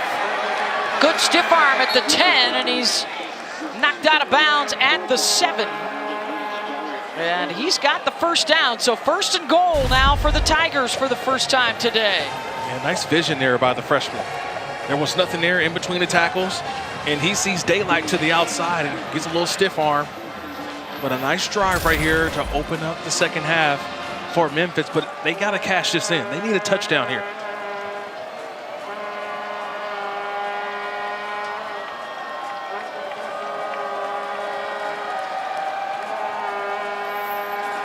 Hennigan keeps and fights his way down to the 4. Williams and Noah Taliancic with the tackle.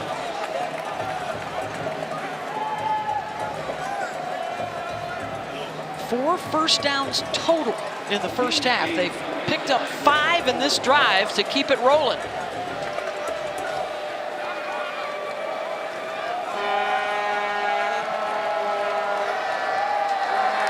Second down from the 4. And hauled down from behind and sacked. Dorian Williams getting to Hennigan from the weak side. Yeah, I don't think Seth Hennigan knows that Dorian Williams is a former safety. He's not a linebacker.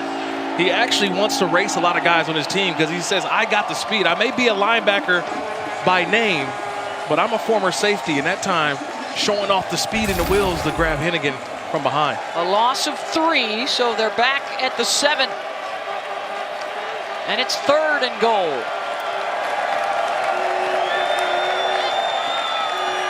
Hennigan firing into the end zone, caught, touchdown Tigers. Kobe Drake from 7 yards out.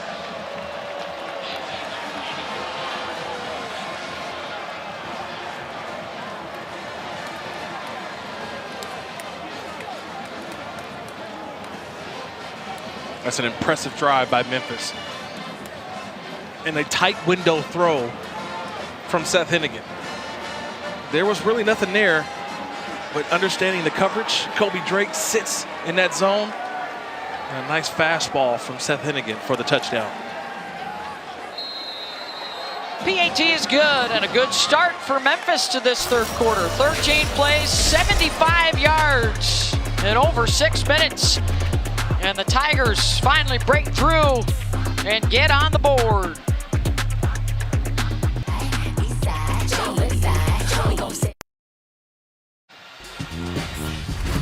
Welcome back to the American Conference on ESPN. 84 total yards in the first half for Memphis. They had 75 in that last drive for the touchdown. a little bit of life for the Tigers of their first possession of the half. They try an onside kick here, possibly. Get a little momentum going. Nope. Short. And back out to the 25-yard line for Jonathan Kahn. Let's take a look at this week's college football rankings, brought to you by AT&T 5G. No upsets yet. Ohio State continues to do what they do. Michigan, obviously Clemson. That's probably the biggest win there. When you think about them having to switch quarterbacks, they hold on against the Cuse. Cuse had them. Had a chance late, but Clemson holds on, so the home winning streak still alive. UCLA in big trouble in Eugene. Tajay Spears back out there at tailback. He gets the call. It's been a well-balanced effort for the Green Wave today. Per usual, a lot of different receivers that they like to utilize. How about 4 different players with a touchdown and 8 guys with at least a catch? It's an equal opportunity offense. I love saying that because everyone is a part of it, but I think Coach Jim Svoboda said it best. It's an unselfish group. Everybody wants to see each other succeed.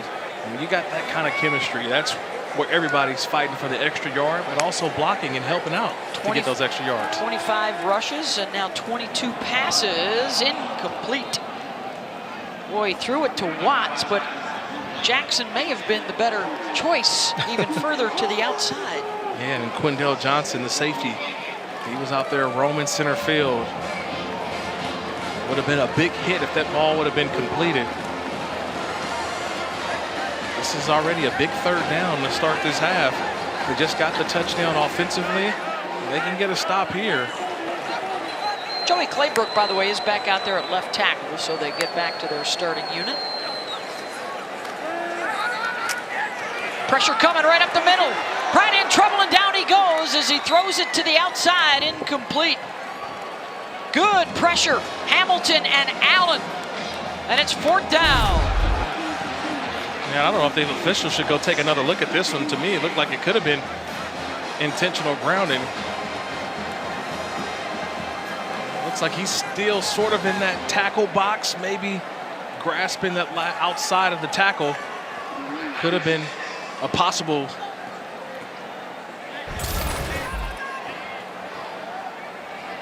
penalty on that play, but a nice hold for the Memphis defense. It's been a rarity to see them get a 3-and-out against the Tulane offense. Eddie Lewis is the deep man here, receive the punt. And they'll call the fair catch. They'll have it at the 31-yard line. A chance for Memphis to try and make a little noise, coming off the touchdown on their last possession. Who's going to survive the gauntlet? What if chaos happens? If it's us versus them, who you think gon' win? The Top 25 Ranking Show, Tuesdays on ESPN. If it's us versus them, who you think gon' win?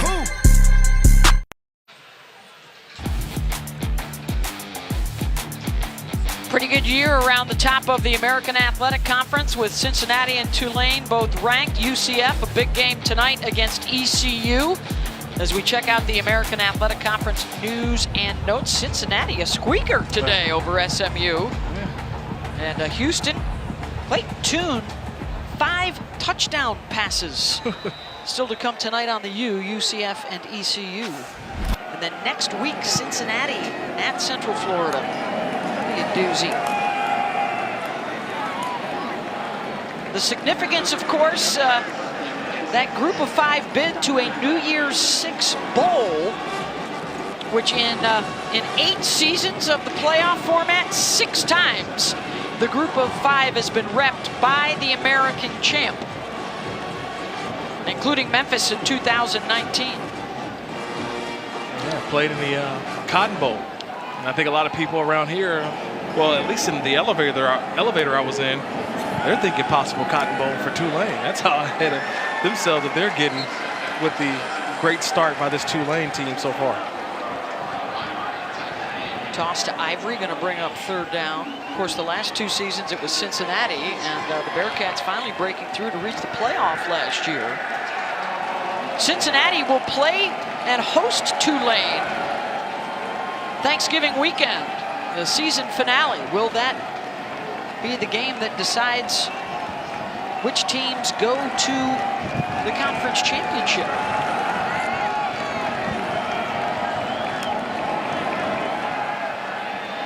Hennigan hit as he throws, broken up. Outstanding coverage by Nick Anderson on the tight end, John Hassel. And it's 4th down. Yeah, it's interesting. You mentioned it. Hassel was there. There was no pre-scoring. He was on the sideline. Now he's back in the game, but a nice job there, like you mentioned, by Anderson, of securing the tackle, but getting a hand up and knocking the play away. That was an outstanding tackle, but 4th down, going for it here. Looks like Memphis.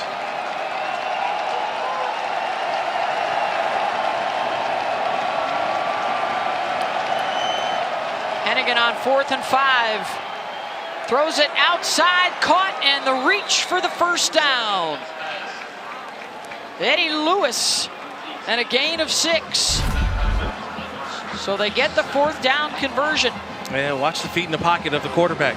Sits there, he settles, nice pocket, and delivers the football all the way to the outside and gets enough for the 1st down. That's a nice throw from Hennigan, knowing where he needed to go, but also having an opportunity for his receiver to move forward for the 1st down. They'll roll him out. In trouble. And whips that out of bounds. And now a flag coming as the quarterback got thrown to the ground by Angelo Anderson. Yeah, that looks to possibly that's going to be 15 yards. Official standing right there. A little unnecessary roughness on Anderson. And he Personal will be foul, removed from roughing the the game. passer. Number 3, defense. 15-yard penalty, automatic 1st down. And we know the quarterbacks get protection in that pocket. I know this is not the NFL, but there's always an emphasis on protecting the quarterback. And this is just unnecessary by Anderson at the end. He's already got the quarterback in the grass, but the quarterback's let the football go. Didn't need that extra down to the ground. Ducker to the 40, picks up 3.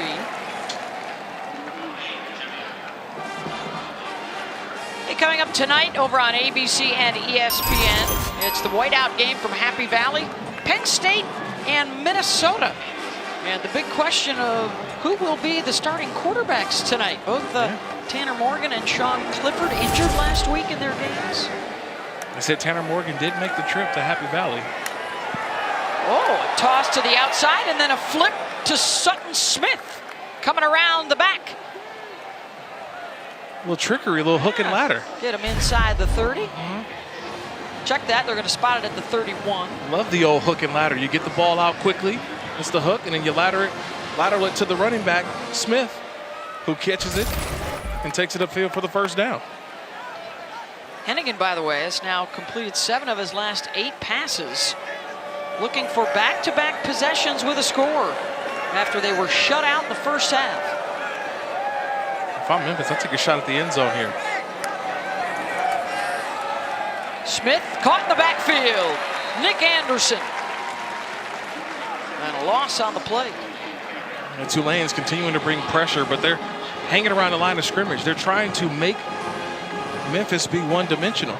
So they're going to hang around that offensive line, try to stop the run. At some point, if you're Seth Hennigan, you got to take a shot down the field. If you get one-on-one on the outside, like he does right here at Javen Ivory at the bottom, I go up top. Caught inside the 20 and the spin move to the middle of the field and a touchdown Memphis, Eddie Lewis. 33 yards and it's back-to-back scores to open up the 2nd half for Memphis. Unfortunately, Lummy Young, 23, he's a free safety, misses the tackle. He's right there in the open field. Lummy Young just misses the tackle. A nice little inside spin move.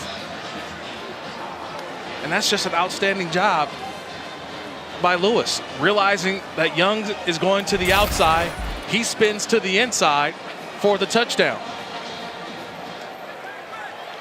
Longest play of the game for the Memphis offense. And the second touchdown pass for Seth Hennigan. And the Tigers trying to work their way back into this one. 35-14, 4:05 to go in the third. Never say never.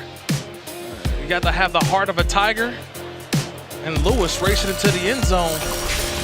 Down 3 scores, Memphis.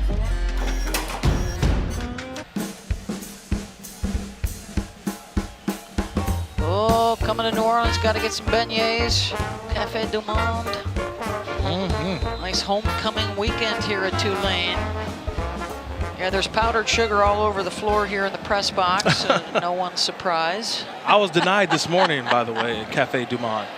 I was denied. Line was too long. Line was too long. Yes. I was denied because of so many tourists, people in town. Unlike yourself, of course. Yeah, I was there. How about the turnaround for Memphis? More touchdowns, more total yards, more first downs already. Their first 2 possessions of this third quarter than they had the entire first half. And that's why they got a little confidence now across the way.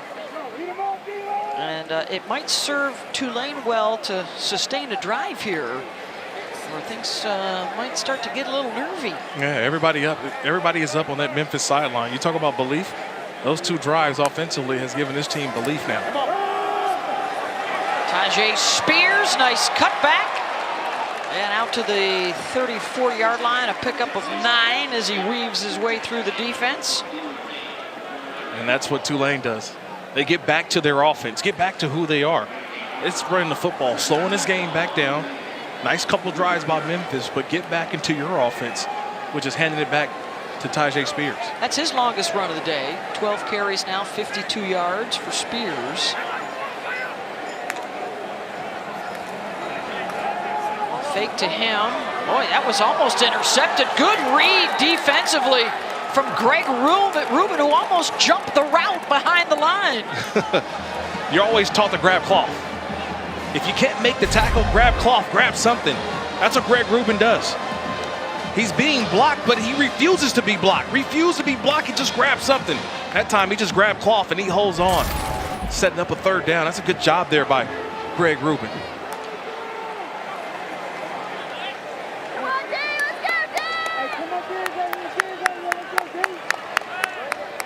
Got the middle field open. See if James, the tight end, can get down the middle of the field. Well, they forced a 3 and out the first possession of this half. And they will force a 4th down right here. Hamilton stops Spears. And the offense remains.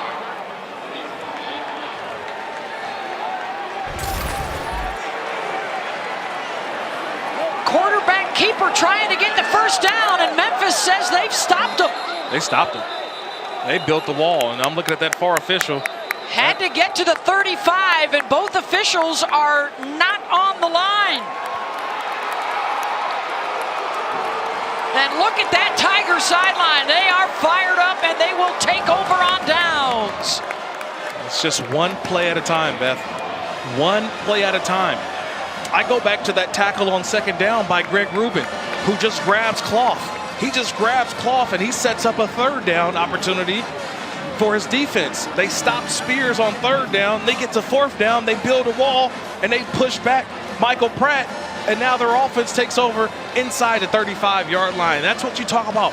One play at a time. You never know what play can change the game. How about the decision for Willie Fritz, though, to go for it there in his own territory? Well, he's feeling what's going on his sideline. Everybody is just, hey, feeling comfortable, hey, we're up 35-0. I wonder if the officials are trying to take another look at this one. I just don't see it. It looks like he's short. I mean, the line to gain was the 35. And my opinion always is when you're trying to find if someone made the line to gain and there's a mass of bodies, you just can't find the football. And if you can't find the football, it's hard for me to overturn the call on the field. So a lot of people who may have started to leave a little early from Yeoman Stadium are starting to walk back in, starting to walk back down to their seats. Yeah, this is a quick review of letting this play stand. There's been a couple of questionable ones today that I didn't think they would have to look at. The field stands. First down, Memphis. Short field for the Tigers, who have scored on their last 2 possessions.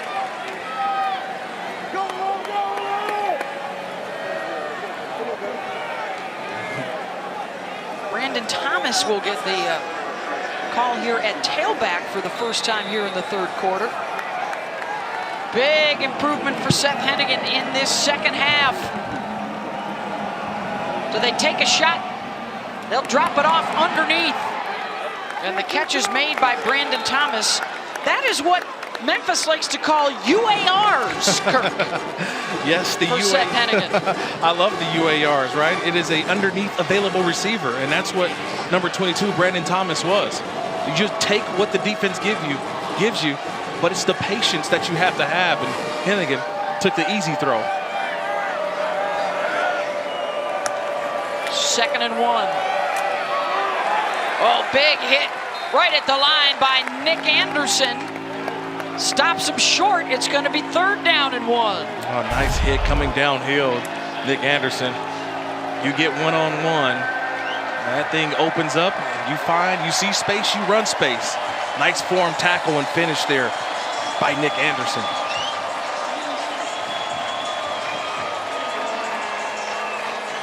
Forget the 2 tight end set. How about a 3 tight end formation? And they'll work out of the eye. Hennigan under center. They'll run it up the middle. First down. To the edge of the red zone for Brandon Thomas.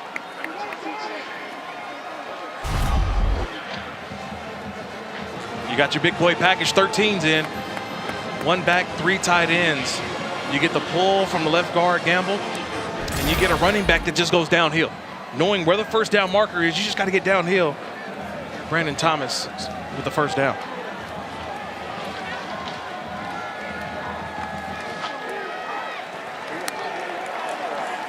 And again on first down, the give to Ducker. Down inside the 15. I feel like they found something in this power run game, right?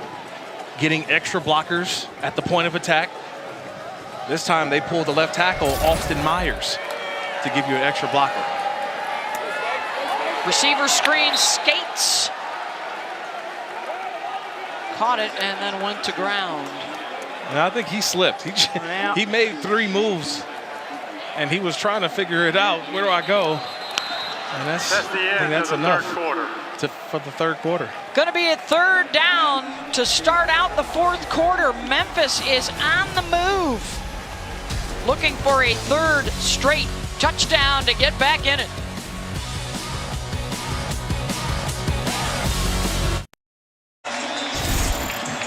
Welcome back to ESPN College Football, presented by Sling TV.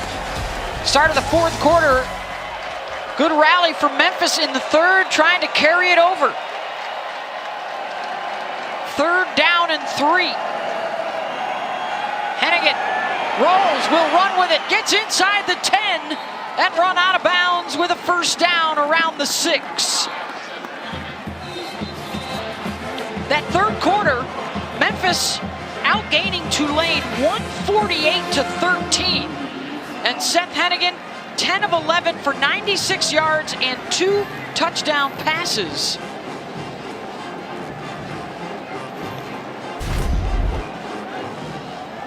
Now they've got it, first down and goal. It's a terrific job there by Hennigan, knowing that the original option on that play was the tight end Hassel. Tulane took that away, and then Hennigan realizing I got to get the first, gets out of bounds.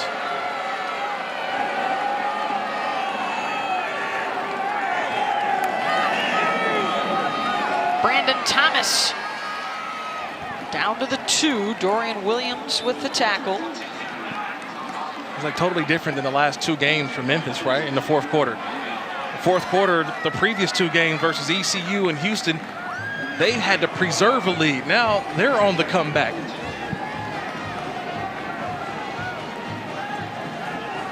They are tops in fourth quarter scoring in FBS. Of course, they've also given up a bunch. The focus all week has been on the finish on the fourth quarter. They need 3 touchdowns to tie it. Looking for one right here, and they'll get it. Touchdown, Brandon Thomas.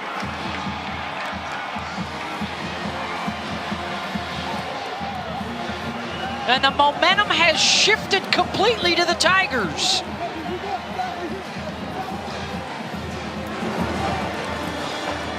They sent in a defensive lineman, James Stewart, to help out It's about the blocking. Extra blockers, and it's how they did it. They ran the ball effectively on these last couple drives. They found something, putting extra blockers in there, extra tight ends at the point of attack, getting downhill the Tigers offense. 21 unanswered points. And let's get a studio update with Kevin. Yeah, Matthew Dr. Pepper Fansville studio update. Ole Miss trailing LSU but driving. Sam Acho and Joe Fouché intercepts Jackson Dart. Joe Fouché, the transfer from Arkansas. Ball gets tipped because of the hit, gets the interception. Bayou Bengals up on unbeaten Ole Miss, 24-20, Beth. Might be another unbeaten going down. They're getting fewer and fewer nationwide. That game's not too far from us. Yeah. Right up by 10 away. 21 in a row from Memphis. 8 plays, 34 yards in just over 3 minutes for their 3rd touchdown in a row. Their last 3 possessions. And Tulane finds themselves in a bit of a funk after they went up 35-0 in the first half. 2 possessions, a couple of 3 and outs in that 3rd quarter.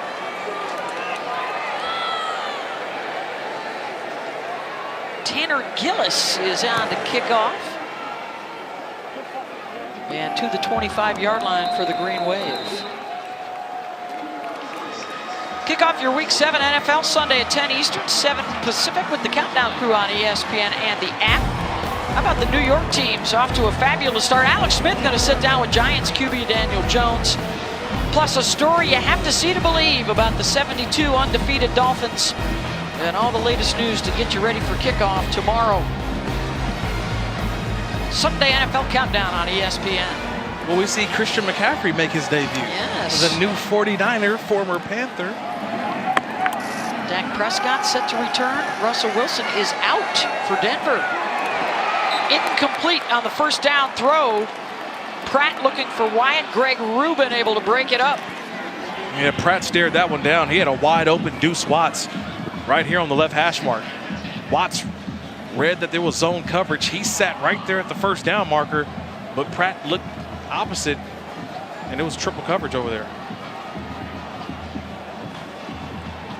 Just 13 yards of offense so far in the second half. Spears gets to the outside. Good block on the edge. And first down yardage out across the 45. That was Shea Wyatt leading the way.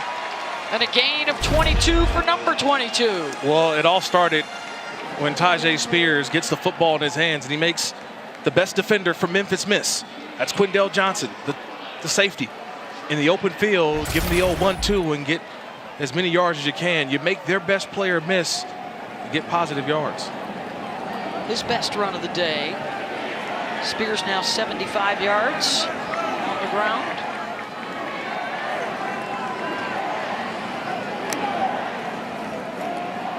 Pratt will give it to him again. Cuts it back and finds some room. Down to the 45. And a gain of 8. James Quinley with the stop. You got to have faith. Faith in the system. That's what Tyjae Spears, that's what his offensive coordinator, Jim Swoboda, said. He's starting to have faith in the system, knowing where the cutback is going to be. And you see the vision on that last play.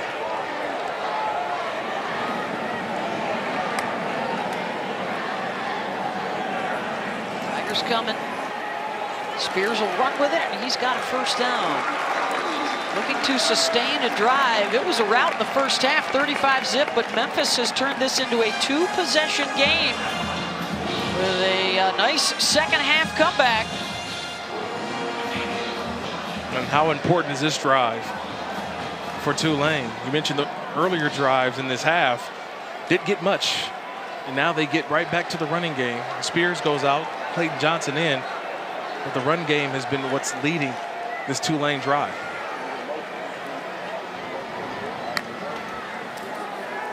The fake to McDougal, and then they'll pass it to Day-Day. Got back to the line of scrimmage. That's it. Davian Ross was there waiting.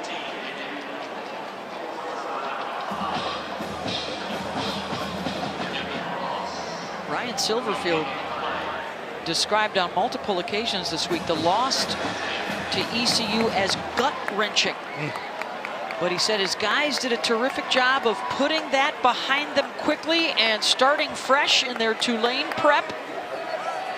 And then taking a big punch to the jaw in the first half, and here they come again.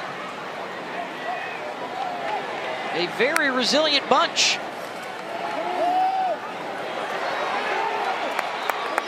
Catch is made by Deuce Watts, but Polk is going to force a third down situation.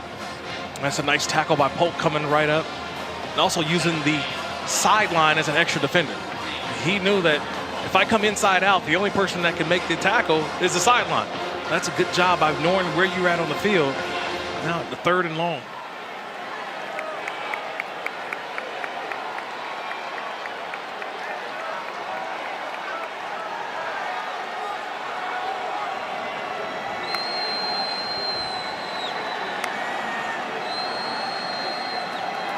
Pratt against a 4-man rush. Drops it off to the tight end, James, underneath, and he's got the first down inside the 30. It's a nice route concept. It was all go special.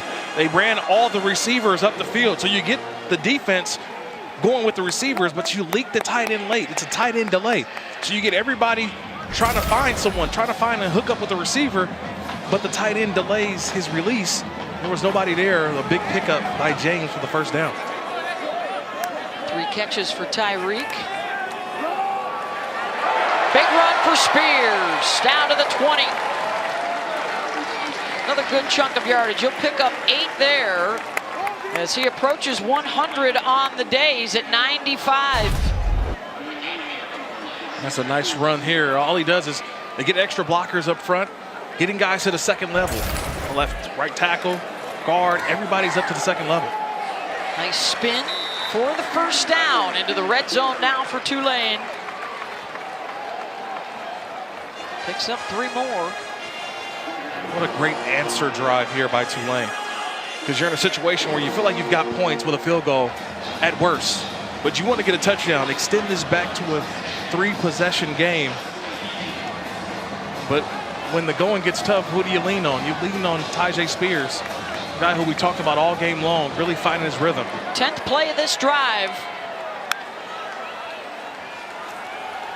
Pratt, incomplete. Looking for Shea Wyatt. Good pressure on the quarterback there from Jalen Allen.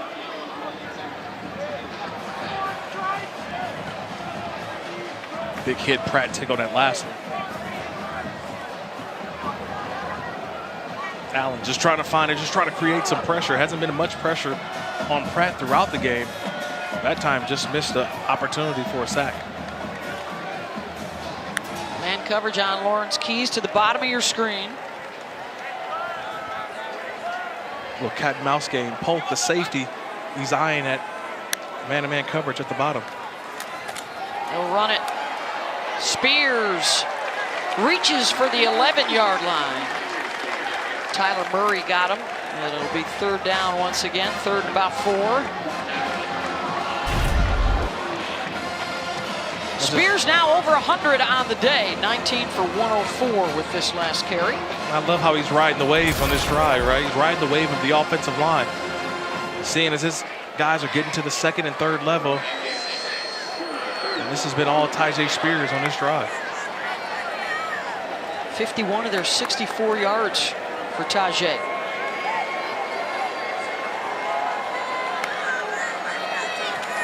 Pratt on 3rd down. They'll run it with him again. And the spot will be close. Looks like he's short. Decision time. 4th down. I kicked the field goal. Points for me, makes this a 3-possession game. This should be an easy one for Fritz. Just go ahead, kick the field goal. It's not an opportunity to go for it. I think this is the right call by Willie Fritz. Kick the field goal. Hopefully you get 3, and now this turns into a 3-possession game with about under 8 minutes to go. Yeah, they're going to burn over 6 minutes off the clock on this drive, and Ambrosio will try and get them 3 to bump the lead to 17. This is a 25-yard attempt. And it's good. 3-possession game now. Tulane 38-21 over Memphis.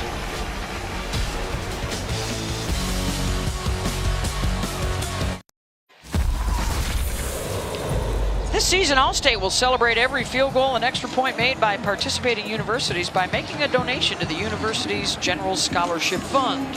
Thank you, Allstate. Tulane gets the field goal, a 25-yarder for Valentino Ambrosio. 13 plays, 67 yards, and they burned 6 minutes off the clock. I love that sign, by the way. What was that? LSU? Is not ranked, yeah. Huh? Remember, Tulane is the highest ranked team in the state of Louisiana. Yes. Let it be known.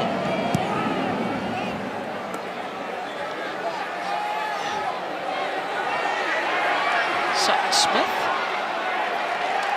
down at the 16 as we check in with the studio. Okay.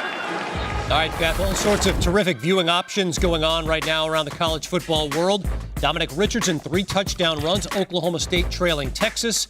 Braylon Allen has a touchdown run. Wisconsin all over Purdue. And Wake beating up Boston College on the ACC network. We're back to New Orleans after this.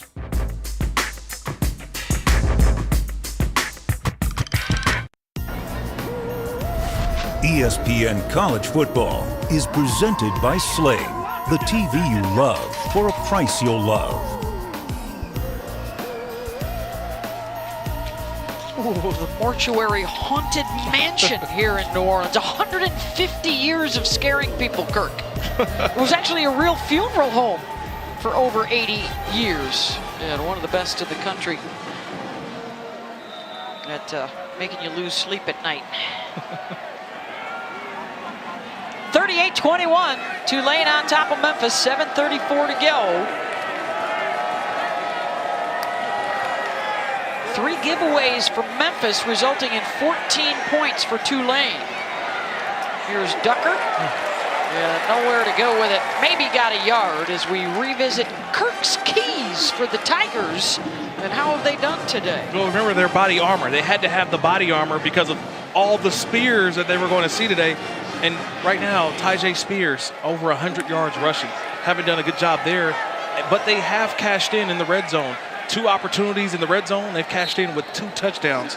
It's just been those 3 turnovers that have really hurt the Memphis team today. And now they're looking at a 3rd down. And under 7 minutes to go. They need 3 scores. And it will depend on the spot. Eric Hicks got underneath Ducker there. And it's 4th down. Nice job there by Hicks, knifing through there.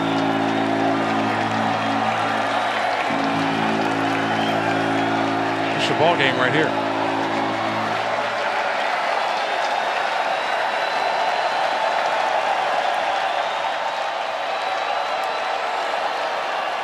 Hannigan, and the handoff right up the middle. It's going to be close.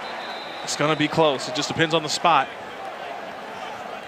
My looks of it seems to be they got just enough for the 1st down. Yep, there it is. They got just enough. Javion Ducker got it for him. And now they got to move.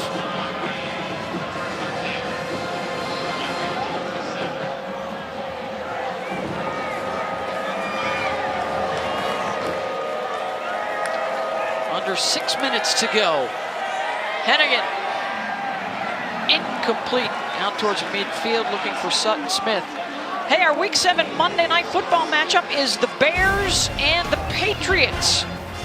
Pats have won a couple of straight. They will host Chicago in Foxborough, 8 Eastern, 5 Pacific on ESPN. Deportes and the app. Also have the Peyton and Eli show back on ESPN2. Our coverage begins with Monday Night Countdown at 6. Are you Zappy and you know it? Oh, Zappy Hour. Yeah, Zappy Hour, the Bailey Zappy. There's a quarterback controversy in New England. Incomplete, and it's 3rd down, looking for Rock Taylor. This is where the Tulane defense is at its best. It's when they can drop 8 players into coverage and just rush 3. So they'll rush their 3 defenders, they'll drop 8, and so it's just hard for a quarterback to find the open guy because you don't have enough time.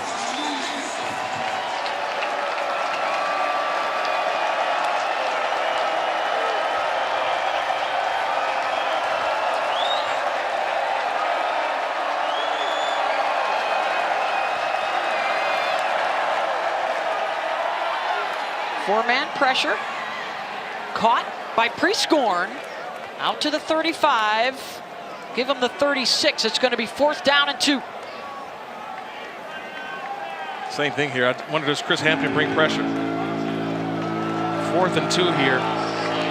Try to plug up all the gaps.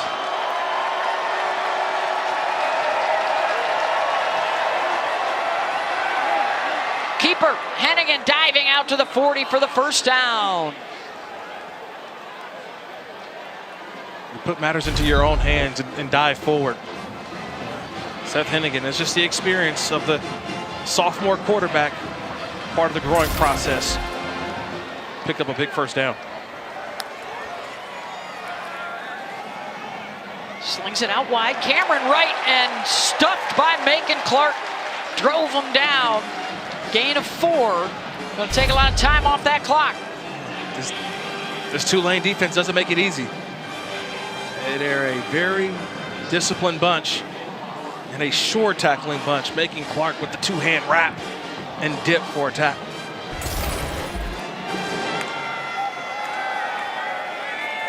Hennigan on the rollout, has a man downfield, caught at the 30, and there goes Eddie Lewis. Touchdown Tigers. 55 yards, and Memphis scores again.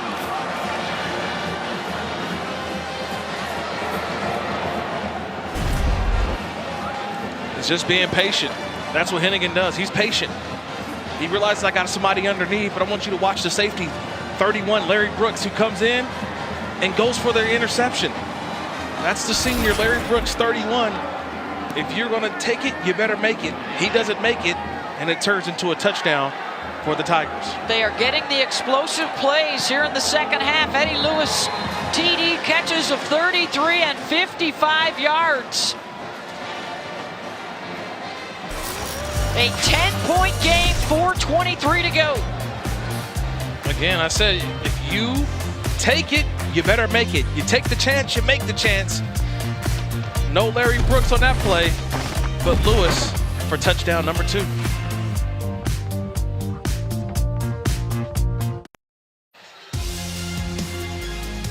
The AAC is on ESPN Plus, and here are some of our featured events. It's the men's and women's cross-country championships Friday morning, and then college basketball right around the corner. Sign up at espnplus.com/AAC to follow along.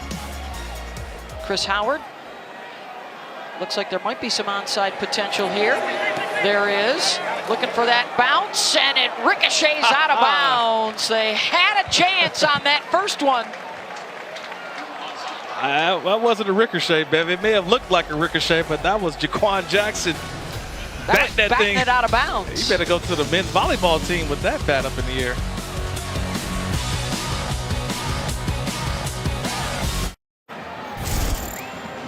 After the onside kick attempt, Tulane will take over in Memphis territory.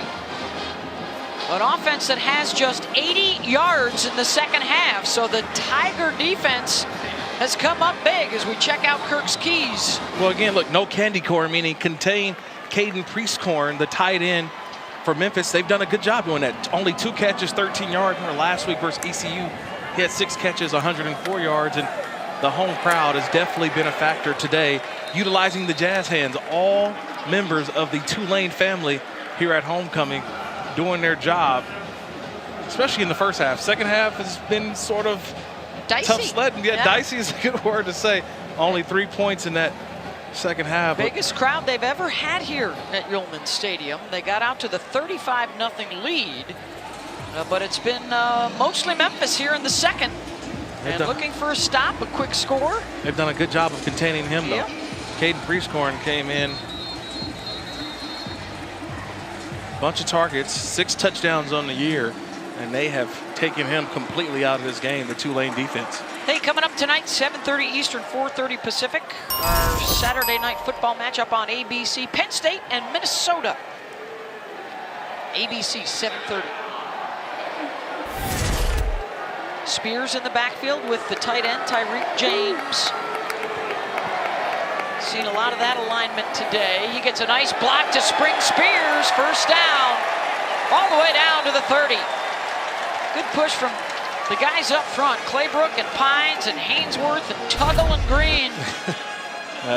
They're in a zone right now, that offensive line. Just look at the double teams, guys getting to the next level, and there's Tigers just not getting off blocks. They're doing a terrific job, that offensive line, of getting to that second level and sticking on guys. 148 rushing a week ago against USF for Spears, and today he follows that up with 124 on the ground. Perhaps more to come. 3.5 still to go. Spears again. If I'm Jim Svoboda, I may have a chit chat with my quarterback, Michael Pratt, because he gets awfully close to the action on some of those RPOs after he gives the ball up. Well, he wants to help out. I told you earlier this was an equal opportunity offense. Everybody wants to help each other out. He almost got caught in the wash. A lot of legs whipping around in there. But this is a huge game for Tulane, because if they win this game, remember they got an open date next week. They got the bye week. And with the bye week comes 4 more games down the stretch, in which I think they'll be favored, and two of the games and underdogs in 2 others. You see that UCF and Cincinnati, the other league unbeatens right now, they are both still to come on the schedule. UCF here, roadie at Cincinnati to end the year.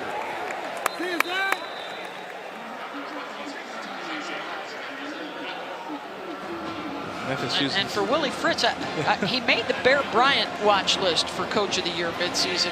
The Dodd folks didn't have him on the list, which is surprising considering they are engineering right now the best turnaround in FBS this season. Yeah, it's funny when Willie Fritz talks about it, because this is a team that he says we still aren't too far removed from being 2-10 last year.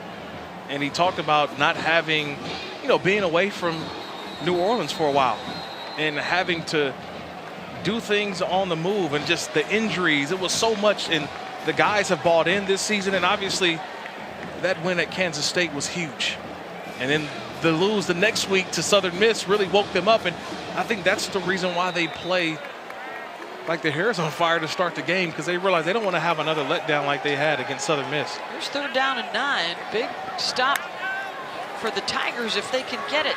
The end around to McDougal, and they do get the stop. It's 4th down. Quindell Johnson as we check in with Stormy. Yeah, just to add on Kirk's point, Tulane center Sincere Hainsworth called that loss to Southern Miss after the K-State win a really humbling experience. He said, when everybody's patting you on the back and telling you how great you are, you feel on top of the world and invincible, but you're not. They only got to that point because of how they worked, because of the chip on their shoulder, and they had a re-evolved edge from that point on, and it's shown on the football field since. Under 3 minutes now and counting. They're going to let this run down before they decide what to do here. Let's check. It would be a 49-yard field goal attempt. Ambrosio's long is 42.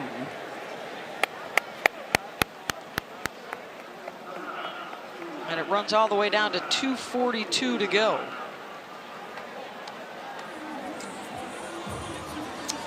I see a little huddle over there with Willie Fritz and his coaching staff. All right, what's the best thing to do here? Well, because you don't want to help Memphis with any kind of field position here because they could think field goal first, right? And then their field goal kicker's really good, and then try another onside kick. Well, I think even still, though, you're going all out to block the kick, too. So you have that aspect of blocking the field goal kick because of the trajectory of a long kick. So in this scenario, I think I would punt it. That's the conservative thing to do because of my defense. I trust my defense. This is what got you here. Trusted my defense to make one more play. So I know where they are on the 36-yard line. Oh, sorry, the 31-yard line. Well, they're calling the special teams guys out here at midfield. A little pooch punt. I mean, nothing. Yeah, and it does involve the punter, Glover. Put it back on your defense. I mean, I think that's the wise decision here. And this is also, you block it down. When I say block it down, you protect. Protect first. That's all you're telling your guys on the punt unit. We protect first.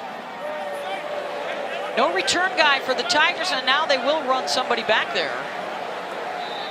I thought they might just put everybody on the line and go for it. They are not set up for that. Eddie Lewis back inside the 10. It's a high punt, and it will stay in the field of play and down inside the 10-yard line. Well executed by Tulane. Shaquem Laister got to it. Long way from home now for Memphis. 2:33 to go, and no timeouts.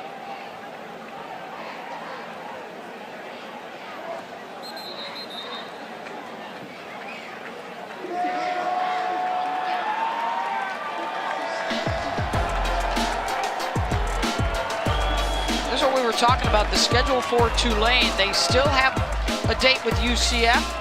And they still have a date with Cincinnati. Black Friday with Cincinnati. Yes. That's going to be a fun one. That will be fun. All right, they're going to put it on their defense here. Sutton Smith is in alongside Seth Hennigan for Memphis. Incomplete, well short of Eddie Lewis. And if you're Tulane, keep everything in front of you, right? No gambling, no trying to make interceptions. Knock the football down. Because Memphis has the second most plays of over 40 yards in college football. Only Tennessee has more of them, including Eddie Lewis with that 55-yard touchdown catch moments ago.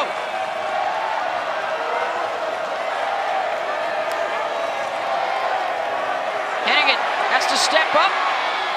Little shovel right in front of him. Sutton Smith out across the 30 and a first down. When they get into the obvious passing situations, they bring in Jesus Machado. He's the backup linebacker because they bring Dorian Williams and Nick Anderson are your rushers. That time Machado missed the tackle. That's how the big game by Sutton. First down catch is made. Joseph skates. 2:08 to go. The long field goal for Chris Howard this year is 47 yards. He is perfect on the year. And is that caught on the deflection? Wow. It is. Prescorn got it after Ivory tipped it. They're going to stop and probably take another look at this one. Take a peek at this. The ruling on the field of completed catch is under further review. Yeah, there was nothing there on my initial look. Beth, the first time I thought that was a catch. Prescorn right there following the ball in. I thought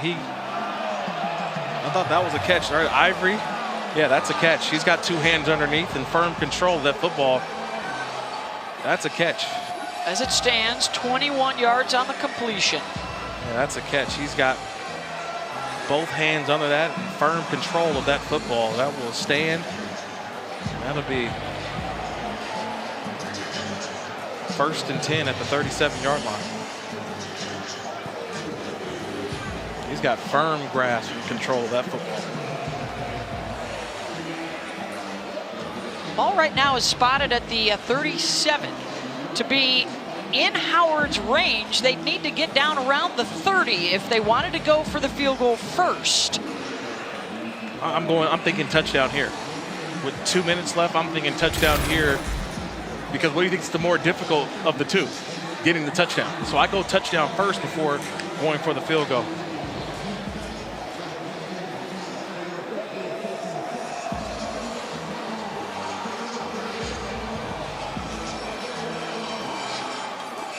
Right, I got 3 opportunities still. After further review, the ruling on the field stands. Clock will start on my signal. That's the right call by the official. I know the people here at Yeoman Stadium don't like that. But with first down, the clock still should be moving. And if you're Memphis, you're thinking touchdown here. I got 3 plays to get a touchdown. If not, then I go for the field goal, then hopefully onside kick. Under 2 to go. Back-to-back heartbreaking losses for Memphis. Can they flip the script? Hennigan pushed out of bounds. Let's see where they spot him. Did he lose yardage there? Got back to the line of scrimmage. Run out by Nick Anderson, 2nd down. Yeah, initial pressure there by Dorian Williams, a bit of linebacker. He hurdles the running back and goes straight in. And that's what forced Hennigan to have to escape the pocket.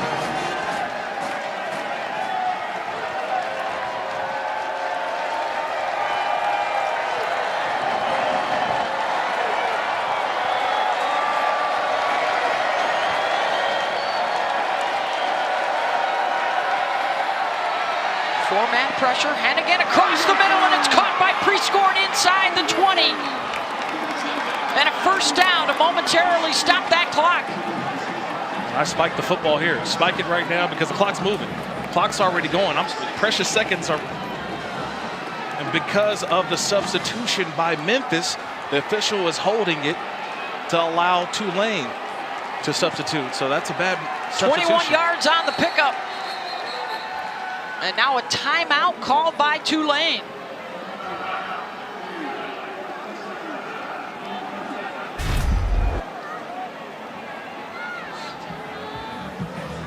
Job by Hennigan under pressure. He's feeling the pressure, but he hangs in there, right? We talked about his feet in the pocket. He knows he's going to get drilled, but keeping his feet, eyes downfield. Prescorn becomes available, crossing the field, and delivers a nice pass, and they get down.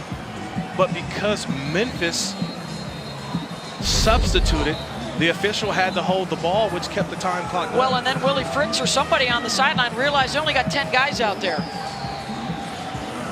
So they had to call the timeout. Things are happening quick, too. Happening quick. So Memphis substitutes, and then the substitution, allowing the substitution for Tulane, and someone didn't get the call.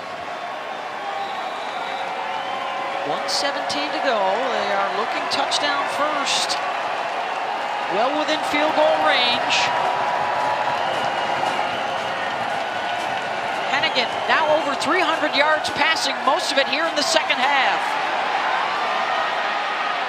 Looking to the end zone, firing, incomplete. Intended for Skates, Brooks broke it up.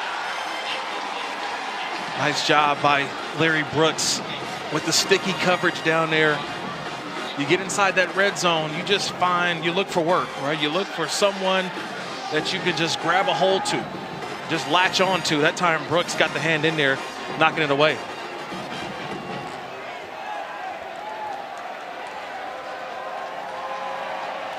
Second and 10.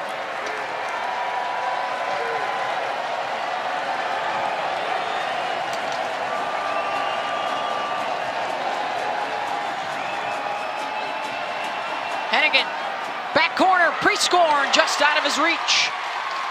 Third down. That's what Chris Hampton, the defensive coordinator for Tulane, talked about, having 2 sets of eyes on Prescorn, especially down in the red zone. That time they had him double covered. They had the linebacker, number 2, Dorian Williams, and then a safety over the top. So it'd have to be an outstanding catch from Prescorn, because he is going to garner a ton of attention down here in the red zone.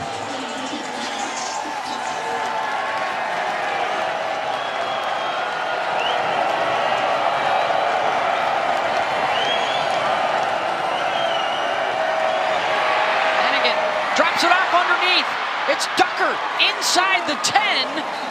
And he looks like he's just short of the line to gain. It's 4th down.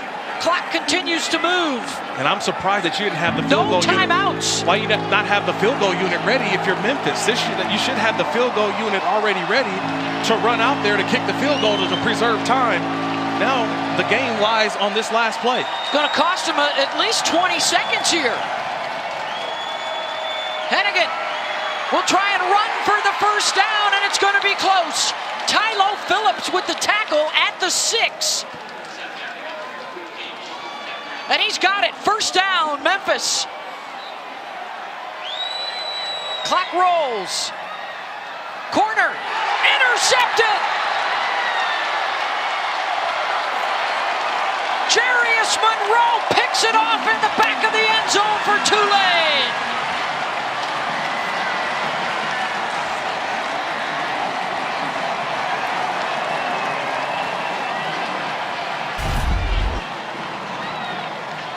Fourth turnover should end it.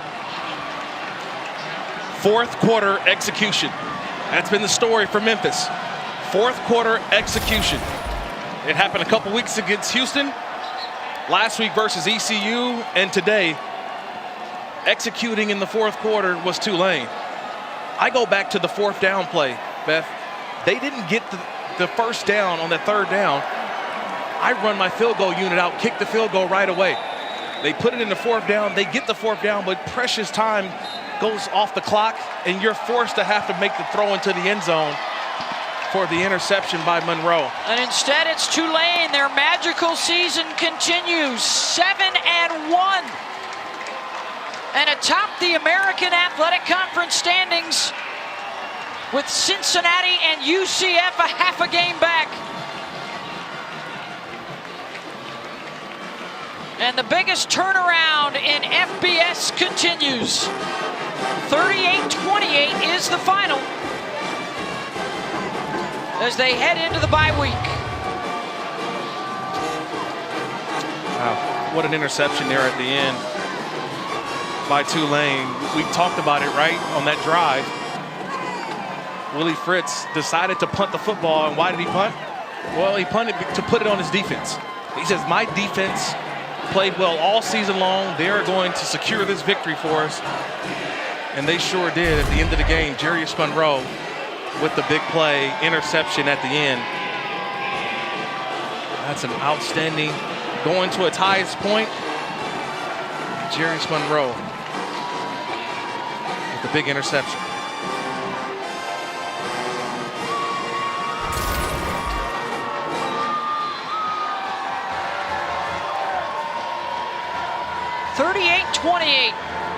Your final score, and Willie Fritz is now with Stormy. Well, Coach, it was certainly a tale of two halves. You're not kidding. How did your group withstand Memphis' second half push? Well, they did a great job. Coach did a super job. They didn't quit. They kept fighting. You know, we had a couple key plays we didn't convert on. You know, defensively, gave up a couple of big plays as well. But I was happy there at the very end. We made the play to win and seal the ball game. Better to learn from a win than a loss. What can you take away from this game moving forward? Well, we got to keep playing, number one. You know, we slowed it down a little bit in the second half. That's probably my fault. You know, I wanted to run a little bit of clock and make it a short game, which we did, but it kind of got us out of rhythm. So, you know, there'll be a lot of things to learn from this game. Thanks for the time, Coach. Thank you. 7-1 on the season, 4-0 in the AAC. As Tulane holds on to beat Memphis. For Kirk Morrison, Stormy Bonatoni, our entire crew, I'm Beth Mullins. Thanks for watching here in New Orleans. Now let's head back to the studio. Kevin Connors, Sam Acho.